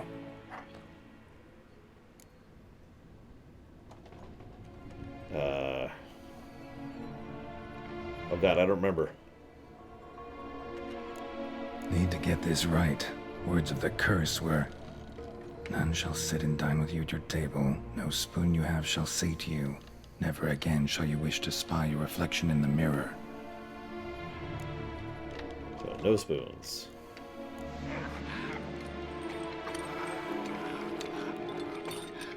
We can't use spoons. No, that won't work. You've been looking for a spoon that would feed you, but there's no such spoon. We need to eat without spoons.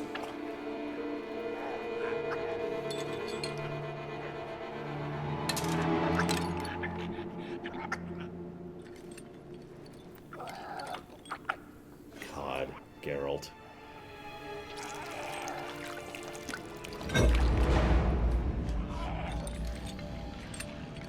Open your eyes. You need to see your likeness.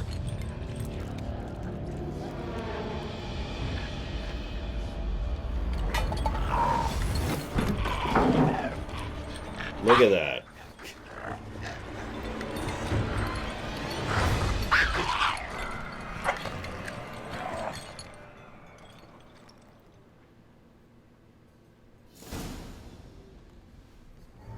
Think it worked.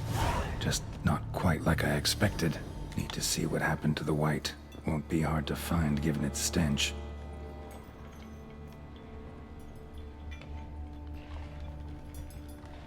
I think I have the talent, but that's still, yeah, half toxicity there just from that drink. I do find myself wondering how toxic that would be to, you know, anything else.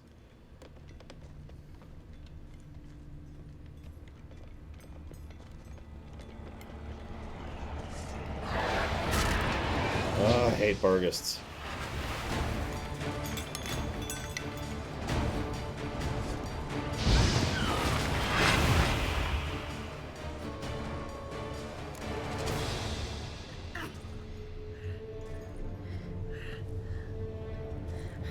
Shh, easy. Not gonna hurt you. Eat. I must eat.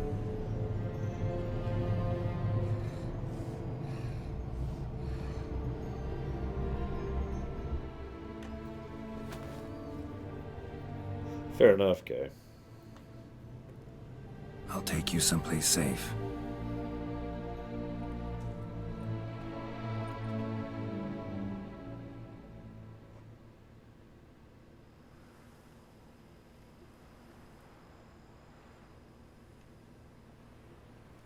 So I took her by the hand and led her here.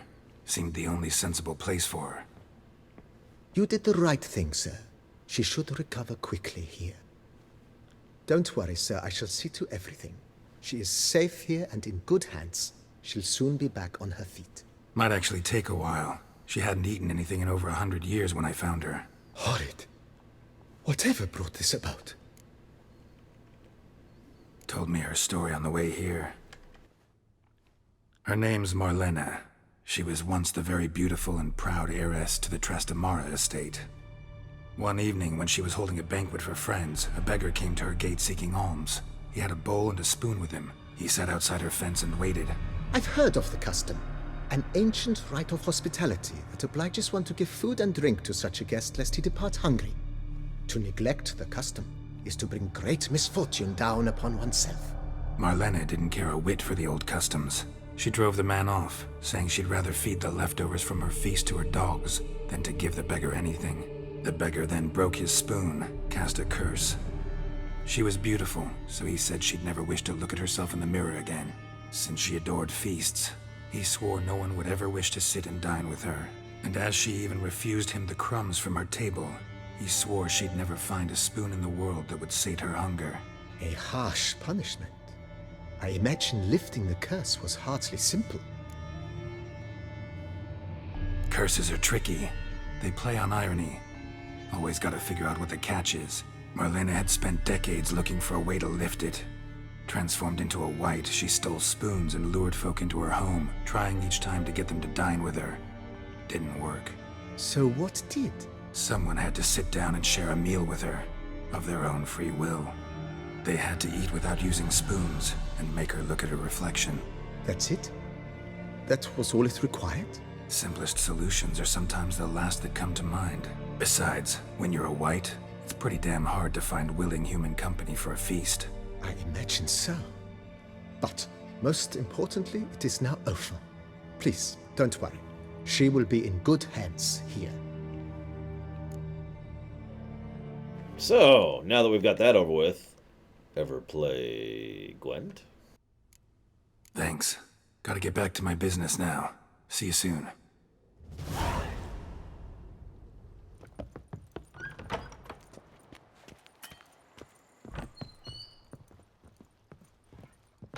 I thank you. So tasty.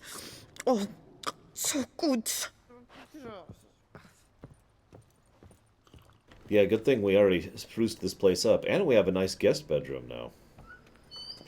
Okay, fine, we'll play him. Ah! Sir, we received a shipment of wine from the Bellegarde vineyard, I believe, with kind regards from Madame Mathilde and Monsieur Liam. I had the barrels unloaded and stored in the cellar to the right of the entrance. Thanks. Take a look when I have a moment. Splendid. I was told to expect a subsequent delivery 5 days hence. Eternal wine. I guess Odin did fulfill my wish. Ever play Gwent, BB? Funny you should ask, sir. I was quite adept in my younger years, but that was so long ago. I fear I've limited my interest to collecting now. Managed to assemble quite the set of decks. Huh, sounds interesting. Mind showing me what you got? Not at all, sir, but only in action.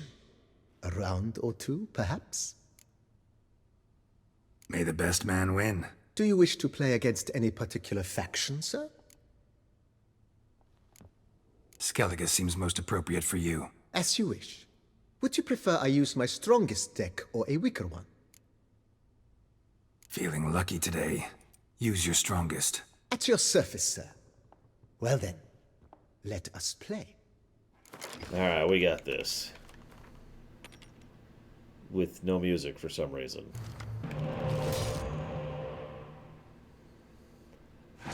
Nah, I give up. I congratulate you on your victory. Shall we continue playing? No. Maybe later. Got something I need to do right now. As you wish, sir. Thank. I do actually have something to say about this, though. But first I want to answer Hazardous' question. Yeah, that's super not happening, Hazardous. I do. I absolutely think that Gaunter O'Dim picks and chooses his victims. There is no way in hell that he is not actually aware of the people he goes after, given his information network thing he's got going on. So I think he specifically went after this, you know, evil woman, specifically in order to, you know, because that's the kind of people he likes to go after. Either because they taste better, or because they amuse him more, or because he despises them, or whatever the actual reasoning is, he decided he wanted to go after her, in a similar manner of him going after Olgierd. Now, he didn't get her soul, that is true, In fact, near as I could tell, he was never going to get her soul. That's a lot of gravestones. This is one of the reasons that I don't think he goes after... I've never thought that he needs the souls. I've always, like I gave you my theory, right? That it's just points. I like the idea that he went after her specifically because it either amused him, she disgusted him, or both. Like Kira says, she was breaking the rules, right? So he didn't actually want her soul, he just wanted her to suffer. So she did.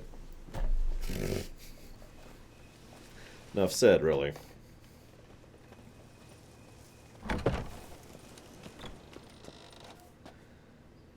Basically, yeah, hazardous. Now, I do want to mention something. I have actually fought that guy, BB, in Gwent normally, and I don't know if he qualifies as a plus to gameplay. I'd have to think about that as a concept, because near as I can tell, he is a super optional. Just a super optional for Gwent. Which is actually kind of a neat concept. There's a few games that do that, where they have some, some opponent or some racer or some whatever that is much, much harder than the other versions. And you don't really get anything out of it. It's just there to challenge yourself at the minigame as far as you can go. So it's a neat concept. But I also like the fact that you can choose. It's like, well, you can play easy against anyone, you can play medium against anyone, and you can play hard against anyone. It would be a very awesome inclusion of the game if it had happened about 2 weeks ago. And I think that's the biggest problem right there. That should have been the kind of feature that was added into the game, like as soon as you get out of the tutorial kind of a thing, in my opinion. So, due to the lateness of its presentation, I don't think it quite deserves a positive in its own right.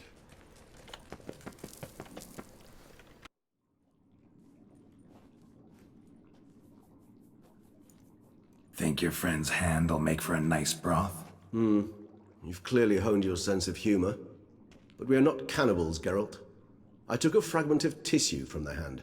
It will suffice to prepare some resonance. What did you do with the rest? I cremated it, as our codex commands. A raven told me you'd acquired the necessary ingredient. Pretty helpful creatures. Call on them often? I try not to overdo it. But they can be so useful, as they were now, when I merely needed to be sure I could arrive in time should things go sour. Managed fine alone, but thanks for the thought. Gonna need much longer to finish brewing resonance? Mentioned a last ingredient, too. What about that? That, I fear, might prove troublesome. You see, to use the concoction to summon the memories of one, the solution must contain the blood of another specimen of the same species. Shouldn't be a problem. I happen to know a higher vampire who should be willing to help. Right, Regis? It's not that simple, I'm afraid. While you were away, I tried my damnedest to identify a replacement, but, alas, none such exists. Not sure I understand what the problem is. Can't we just draw some of your blood? The blood must be in an agitated state. As I'm certain you know, higher vampires can change their corporeal shell. As our flesh changes, so does our blood's chemical composition. To make a long story short, I shall need to induce in myself a state of strong psychokinetic arousal. In brief, madness, rabidity. And that stands to be very, very dangerous. This whole section's interesting and says a lot about how much these two people care about each other and how far Regis is willing to go for Geralt. Dangerous? Why? I mean, you'll still be you, right? True. But I should be highly agitated, in a state of fury. You know better than I that fury cannot be controlled. If you've ever seen an enraged vampire, you know very well that all who find themselves nearby will be in grave danger. How will we handle that? I'd rather not have you lunge at me, claws extended. That makes two of us. But worry not. I've thought it through very thoroughly. Details to follow soon. All right, so what do you want to do? We shall visit Tesha Mudna, an ancient vampire estate. There we will find cages suspended in the air. I will enter one, be confined. You will lure beasts there. Beasts you will then kill. The bloodletting should prove profuse. Abundant enough so that the blood scent will drive me mad. Wild. Tesham Mutna. What's it like? It is a place of torment. A torture chamber. Long ago, shortly after we'd arrived in this world, one among us named Kagmar developed such a taste and lust for human blood that in one night he could imbibe an entire village. This brought trouble on the entire species. Common folk wearied quickly of living in constant fear. They began to hunt us, seek the aid of mages and witches in tracking us down. So what? Not like they could ever hope to kill you. But they were bothersome. Forgive the comparison, but when did you last enjoy mosquitoes buzzing around your head? In any case, the other vampires decided something had to be done. Kagmar had to be caught and punished. A torture chamber was thus outfitted in the dungeons of Tesham Mutna. Inside it, a cage made entirely of a special alloy of silver, dalvinite, and meteorite steel. Kagmar was captured and locked in the cage. Sat there over 2 centuries, driven to fury time after time, never able to escape. Thus I know the cage will withstand the fury to which we shall drive my humble being. See no reason to dawdle. Tesham Mutna. Take me there. In a moment. Just one last thing.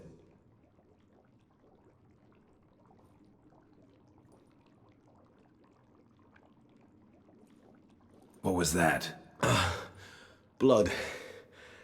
Oh, the last favor the Raven did me. I've also taken some Sancurium, a solution that sharpens one's sense of smell. One drop of blood shall smell like a gallon to me now. You crazy? You're a recovering addict. Your outrage warms my heart, Geralt, but you must remain calm. I have no choice.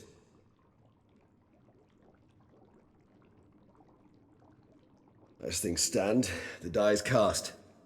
High time we set off for Tesham Mutna. My head's spinning already, and you're starting to smell quite tasty. And you're starting to scare me.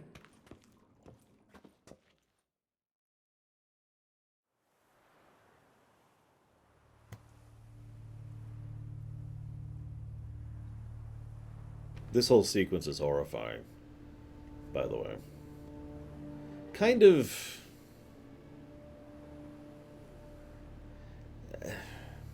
I'd say kind of unnecessary, but it helps to establish the connection between these two people. Like, functionally, all we're doing is getting a plot coupon. The sacrificial chamber of torture and torment lies underground. Functionally, all we're doing is getting a plot coupon here. What I like is how much this shows how much Regis cares and how much these two trust each other. Sure you know what you're doing? I can only hope I do. Please, let's go. The longer we delay, the less control I shall have of my faculties. I'd really prefer not to hurt you. You lead. Exactly, Black Vial. Interesting idea, Hazardous. A literal soul vampire. Scurvers must be getting close to their feeding ground. Correct. I told you there'd be danger.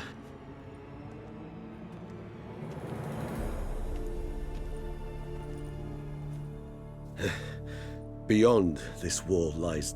an ancient vampire dungeon. Seen a lot of things in my time. Nothing quite like this, though. I feel honored. A man with such a wealth of experience, yet I'm about to show him something new. Now, to open it.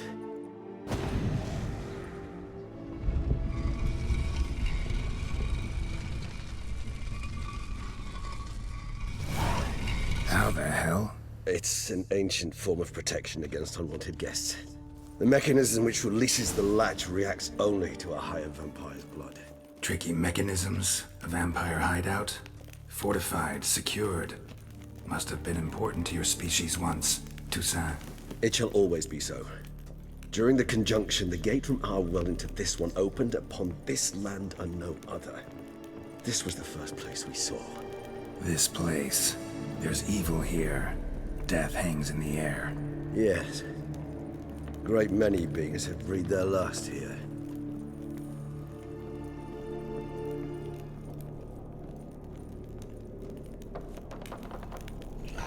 You ever see the TV show Heroes, Hazardous? I think that's what it was called. Cells. Who for? Ah, disgraceful. Excruciatingly so, this particular page from our history. I'd rather not summon the demons of the past if it's all right with you. So before we do this awesome scene, I have a question for you guys. Do you think if a unified front was presented against the vampires that they would succeed? You know, the most powerful mages working together with the most powerful druids, working together with the most powerful witches, working together with the most powerful witchers. And you're all saying no. Now that is very interesting. All of you are saying no.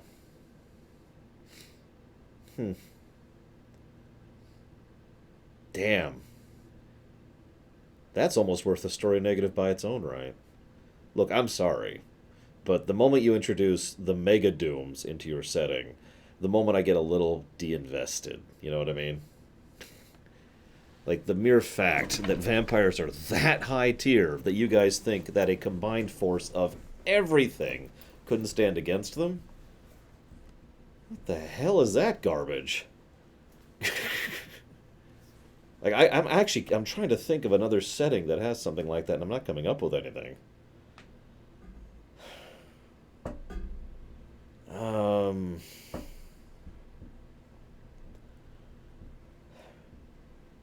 Well, I'm not going to get into the comics, because screw the comics. Because what you're telling me, guys, is that we can't beat the vampires, like, conventionally in general. I mean, I was trying to turn that into a joke, but then I realized that's not really a joke. No, it's not a soft lock. Alt-tabbed here, see?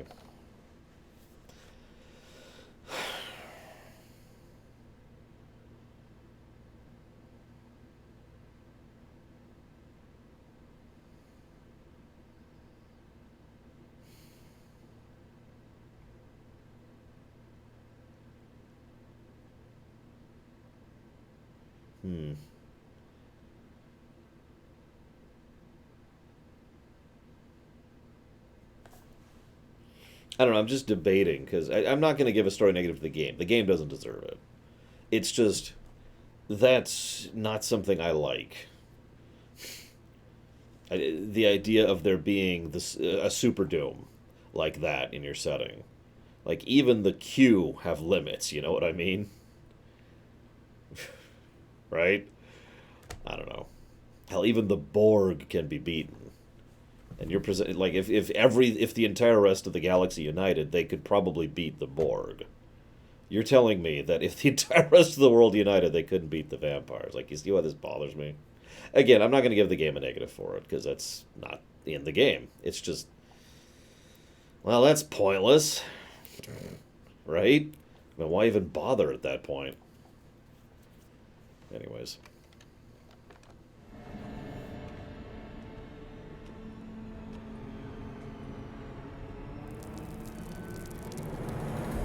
Charming place. But what are all those cages for? Mentioned one vampire being kept here. Yes, well, you see, humanitarians is something my ancestors were not. They concluded Kagmar would best be punished if he were tormented with the scent of blood he could not taste. Thus, they also kept humans here. Humans whose blood they slowly let. Kagmar ranted and raged in pain as those humans slowly bled to death. They treated them like livestock. Live bait. I'd like... hang on. Let me just... One more thing. That's another thing. Why... Like, this is going to sound like a really weird question, but why are vampires so high tier in this setting?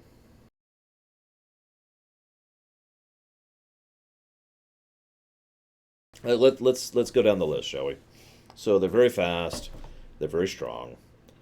They're basically shapeshifters. They're immune to scrying of most traditional sources. They can regenerate from a literal stain, although possibly with the help of another. That's... let's see, what else we got? I feel like I'm missing a few. They can communicate with multiple creatures, even ones that otherwise don't usually have a typical pattern of speech. Let's see. Like, okay, I'm just going to go ahead and say it. They sound a little too Mary Sue for me. Not in the term of the character thing, obviously, but in terms of the... You remember the Mary Sue ship in Nemesis? Now, these aren't that bad. I want to go ahead and start with that. But that was the first thing that I was thinking, was that these remind me of the Mary Sue ship. Because the Mary Sue ship wasn't just super strong and powerful. It was super strong and super powerful and could cloak and could firewall cloak and had perfect sensors and could and had a fleet of fighters on board, and it also could project perfect holograms through shields onto another ship, and just it was like the author was just like, and then let's add this and then this and then this, because it'll be cool to add all these things to the list. And that, in my opinion, is one of the bigger examples of a Mary Sue, is when they just keep tacking on stuff to the list that makes it ridiculous.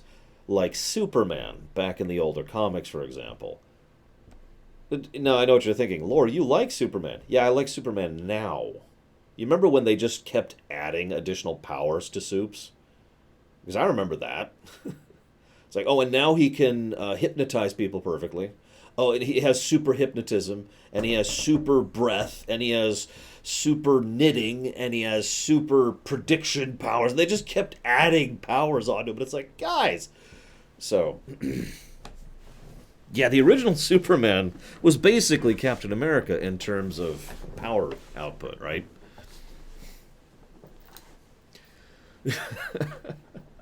And yeah, and then they would just forget those spells, which is a unrelated but similar issue. But anyways, I'm getting off topic. The point being that again, this has nothing to do with the game, and the game absolutely does not deserve a negative for this.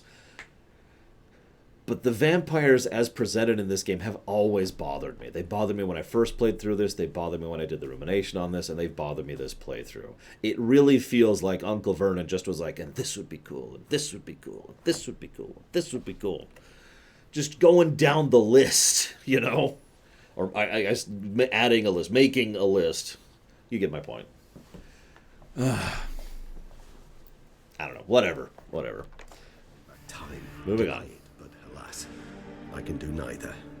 Feel shame for my brethren. That is all I can do. Don't take it so hard. Hang on. So what you're telling me is this is actually CD Projekt Red, not Uncle Vernon?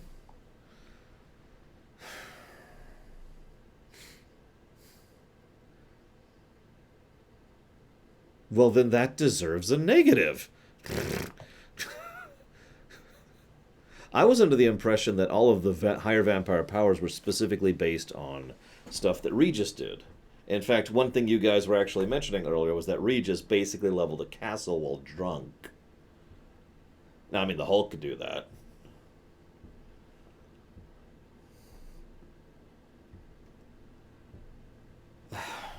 In case I'm not really getting across my point, other than the Super Doom, other than the Mary Sue problem, the biggest reason why this bothers me is because, forgive me for quoting myself, when you go to an extreme, the rules change.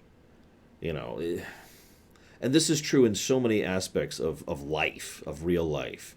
If someone walks up to you and says, okay, I'm going to kill a person unless you kill a person, or something like that. You'd be like, no, and there's thoughts, there's ways, there's things you can do to get around that. If someone walks up to you and says, I'm going to kill 1 billion people unless you kill a person, all of the normal concepts and rules of morality and ethics and what you're going to do there change because an extreme has been brought into the equation.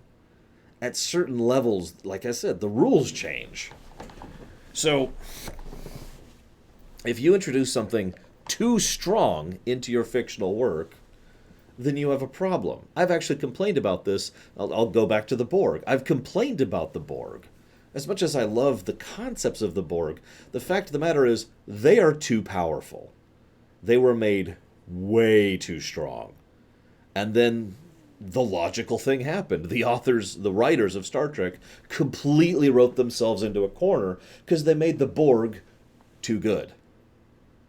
And what happened was Voyager, where the only thing they could do was either ignore them, which doesn't make any sense given the impact they should be having, or nerf them into oblivion, to the point where the Voyager itself, a medium-sized Intrepid-class science vessel, could take on a tactical cube one-on-one without much trouble. Now, I don't think this went that far, but I bring this up because this has always bothered me. A lot of writers, in general, across a huge amount of fiction, introduce things that are just too strong to their setting. Like, the problem is, I don't know if this qualifies as an additional problem here, but there's another related issue when this is only done to emphasize how dangerous the villains are. I'm sure you've seen at least 100 stories. Okay, maybe not you personally, but I mean, there's so much. Yeah, that's actually a good parallel, Achilles. There's so many stories in fiction where they talk up and top up the bad guy, and they're super strong, and they're super smart, and they're super good, and they're super amazing, and then the good guys win. And half the time it's because the bad guy wasn't all that, and the other half the time it's because Deus Ex Machina, because the writer literally couldn't figure out another way for them to lose. It's an extremely common problem.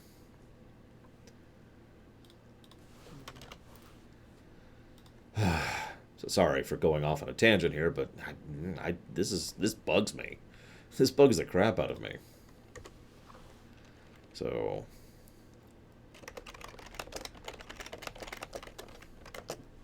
yeah, honestly, the way Mass Effect 3 treats the Reapers is a perfect example. And I specify Mass Effect 3 because I've said this before and I'll say it again. The Reapers were not that powerful in Mass Effect 1 and 2. They were strong.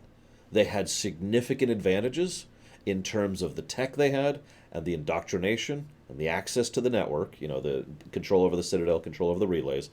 But they weren't, we are an unstoppable force of unstoppable doom like they were in 3. Or more accurately, half of 3.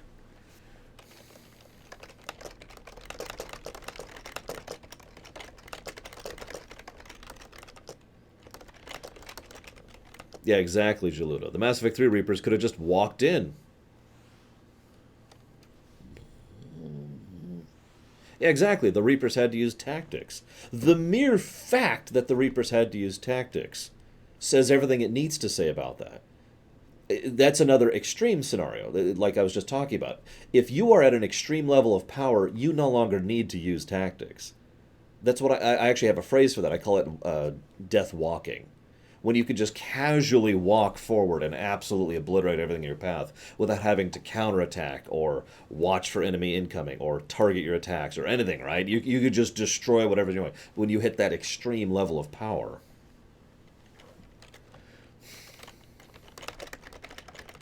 Yeah, me in this game, that's actually a perfect example of talking. With me, with cheats cranked up, that is a no-tactic scenario. You're absolutely right. That's an extreme right there.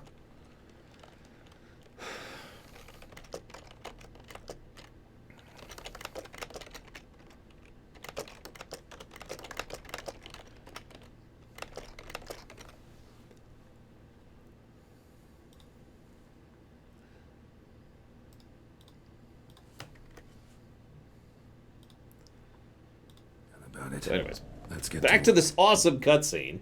It was awkward. Fine. I prepared the bait. Please be so kind and place it. Ideally at the tunnel entrances. The scent will spread most effectively then. Place the bait at the tunnel entrances. Monsters will catch its scent more quickly. When I think how these tunnels got here, send shivers. It was the natural order of things. The place reeked of death and it attracted necrophages.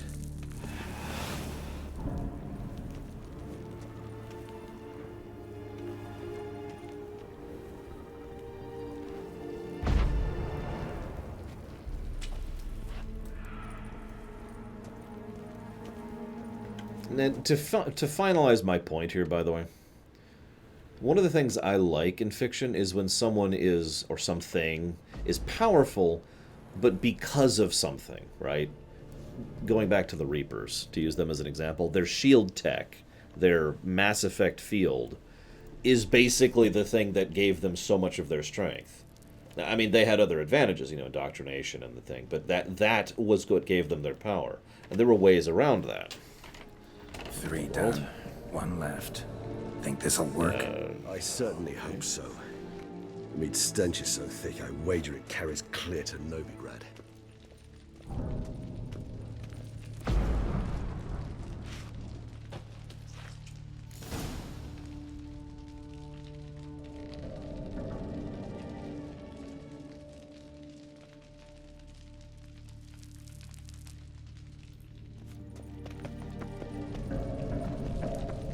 Bait set. What now? I shall enter the cage. You must chain me inside. The bars are made of an alloy that will prevent me from transforming into mist. Kinda thought you wouldn't want to. I shall be in great pain. My sole thought being to stop that pain. I cannot know what I will do.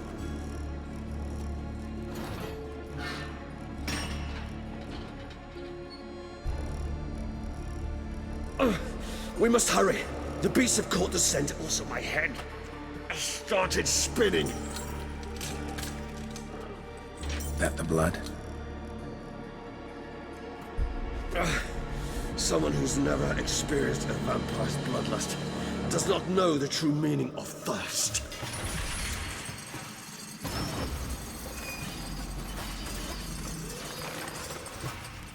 Oh, I noticed that, Chemic. To get an idea of where he is. Ah, there you are, Platy. I was starting to worry about you. I was going to poke at you during the lunch break. Maybe we need a safe word. You know, something you'll say when you can't take it anymore. And what did you do once I uttered it? Don't know. Calm you down. Somehow. We just have smelled the blood.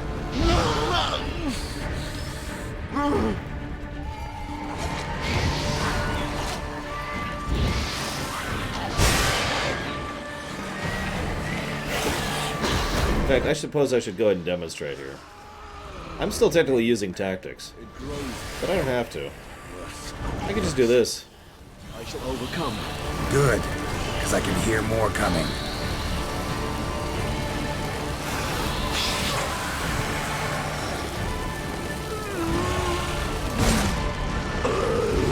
Hold on, I'll let you out. Death walking.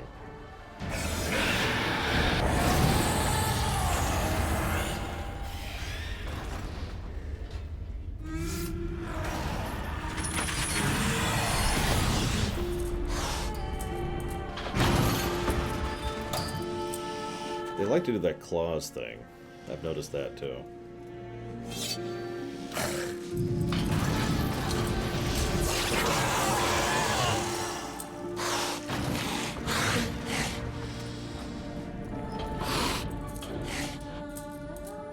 Need to hang on a little longer. Blood'll dry in a few hours. Scent won't bother you anymore. Correct, Gumga. I'll try to show the scene off on camera.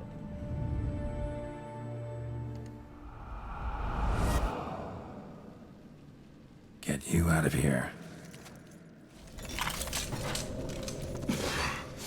The concoction. I hate to interrupt, but that was excellent animation. Did you notice that? The moment it was time he decided it was time, it was safe to get him out of there. He rushes up, goes up, shoves the manacles off him as hard as he can, just to get his friend out of there. And then, as he's falling back, he reaches in to grab his hand to make sure he doesn't actually fall all the way. There's just that animation says so much. God, I love the animation work in this game.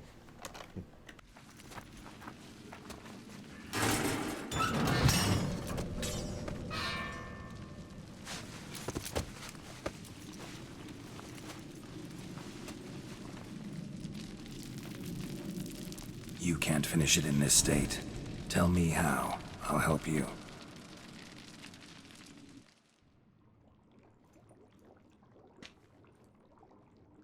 Oh, yeah. I need to add this. I need to mention this because I need to show my work later. Later on, I'm going to complain about the Duchess. And I want you to remember everything that we just went through and everything that Regis just went through just to find Detloff, okay? I want you to think about the work and the effort and the sacrifice and the pain that both of these men have gone through, because that's going to come up later. Any better? Far from ideal. And some time must pass before I fully recover. But yes, a bit better, thank you. Never expected it to be like that. You didn't tell me. We need not discuss it. But we do. Because if I'd known you were going to subject yourself to torture... What would you have done? Found Detloff some other way. I did not wish you to use any other way. Did that occur to you? No, because I thought no being would ever willingly subject itself to that kind of pain. You vampires aren't any different from us in that regard. I told you, the pain is my way of paying my debt. The enormous debt I owe Detloff. If I had to do it again, I would, in a heartbeat. Wow. I guess O'Dim really was right. All of you species really do have this tendency to paying your debts. Resonance. It's ready. Are you certain you followed the formula? The proportions were exact, the brewing time precise. This is important, Geralt. The slightest deviation could cost even a witcher dearly. Relax. Got some experience brewing potions. Very well. In that case, let's begin.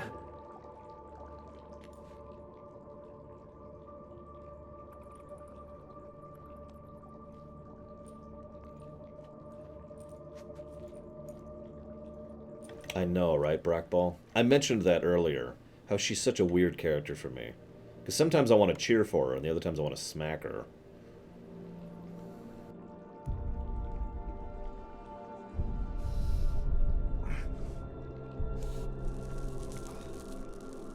No, I'm with you, Kamek. There is a degree of inconsistency there, definitely.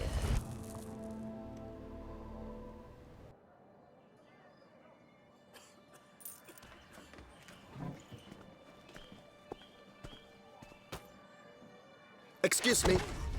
I shall only take a moment. You jumped the queue, sir. But Count, sir, you must understand. I've a meeting.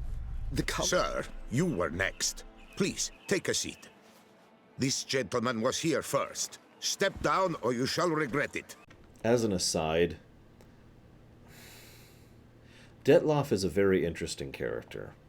I'll talk more about him later, but they do a decent amount to add actual character to him to make him basically a bit of a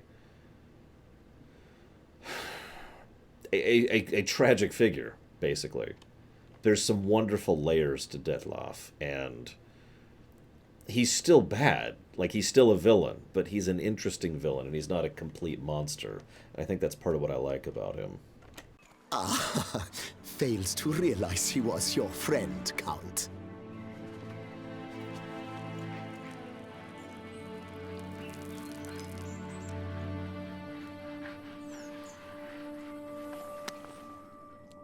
It's a nice coat.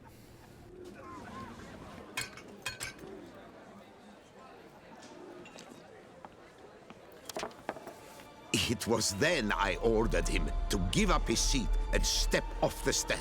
If only you'd seen his face. We got him good, didn't we, Detlav?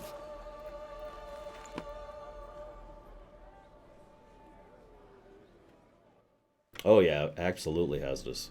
Again, a lot of characterization in a small period of time. Mother insisted we buy the mill. Curious, eh?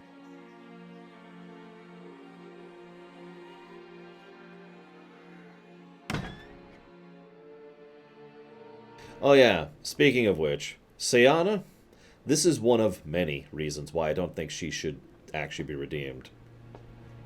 She is so much more evil and monstrous than anyone else in this game. In this expansion, I should be more clear. But at least I've a yarn to spin for friends and associates. Forgive me. What?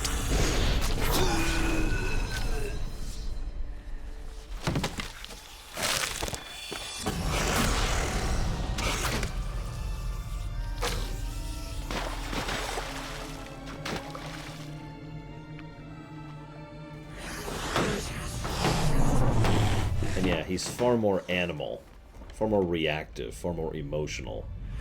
It's also a good contrast to Regis, but he still has his things. Notice how he chops off the hand that killed him, just out of rage.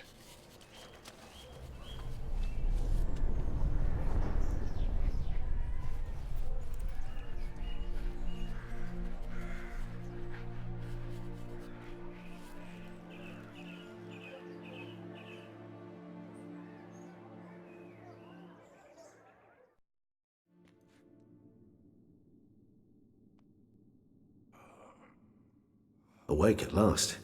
You ride like a squirrel caught in a snare. I'd begun to fear they were death throes, that you'd departed. Sure wasn't pleasant, but it worked. What did you see? Delacroix. His death did not come easy. Seems Dettlaff had made friends with him, still killed him, and chopped up his corpse. And he was overcome with fury, remorse, cut off the hand that had committed the murder. Interesting. And entirely unlike the Dettlaff I know. See anything else? Saw a moment. Delacroix did something selfless. Was kind to Dettlaff. Guess it could have been the start of their friendship. Why the uncertainty? Nothing extraordinary about it. Normal, everyday situation, really. Visions were supposed to issue from strong emotions. Clearly the situation provoked such emotions in Dettlaff. Keep in mind, he did later murder Delacroix. Killing someone who's grown dear to us, it's bound to elicit strong emotion. Vampires are no different in that regard. Did you see anything else? There was something. Showed up twice in the vision. A bootblack stand. Dettlaff first met Delacroix there. Went back after the murder, actually. Peculiar. Stand was somewhere in the Port District. And the bootblack acted as if he knew Dettlaff. That would be even odder. Perhaps we should have a chat with the lad. Though I would expect no breakthroughs. It's our only lead. I'll go talk to him. Coming with? I shall join you later if it's no trouble. I don't yet feel strong enough to venture out. That's fair. Rest up. Be back as soon as I learn anything.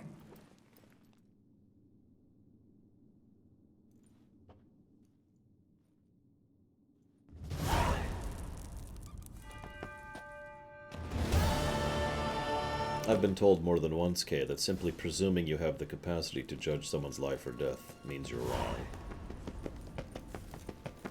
Yeah, this is probably a good break time. In addition to the fact that it is break time, in fact, it's past break time, there's also the fact that this is a good chop-off point.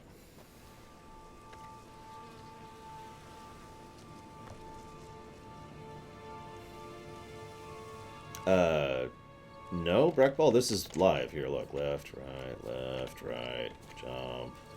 Slow down. There we go. Spin, woo! No, this is all live. I'm not sure what you mean by speeding up or slowing down. Unless you mean this. But this, oh, hang on. This, but this is just me holding on sprint. This is just a mod that increases my run speed. So, but then, no, that's still live. We're going to have to debate Sienna a lot. I imagine it's actually going to be one of the biggest debate points we have once we get there. Because, right? We're already debating it in chat. We've already had several people mention and talk about it. So yeah, we're going to have to talk about her extensively.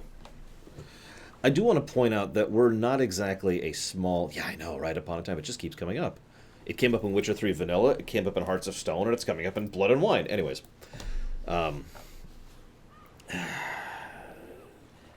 Words.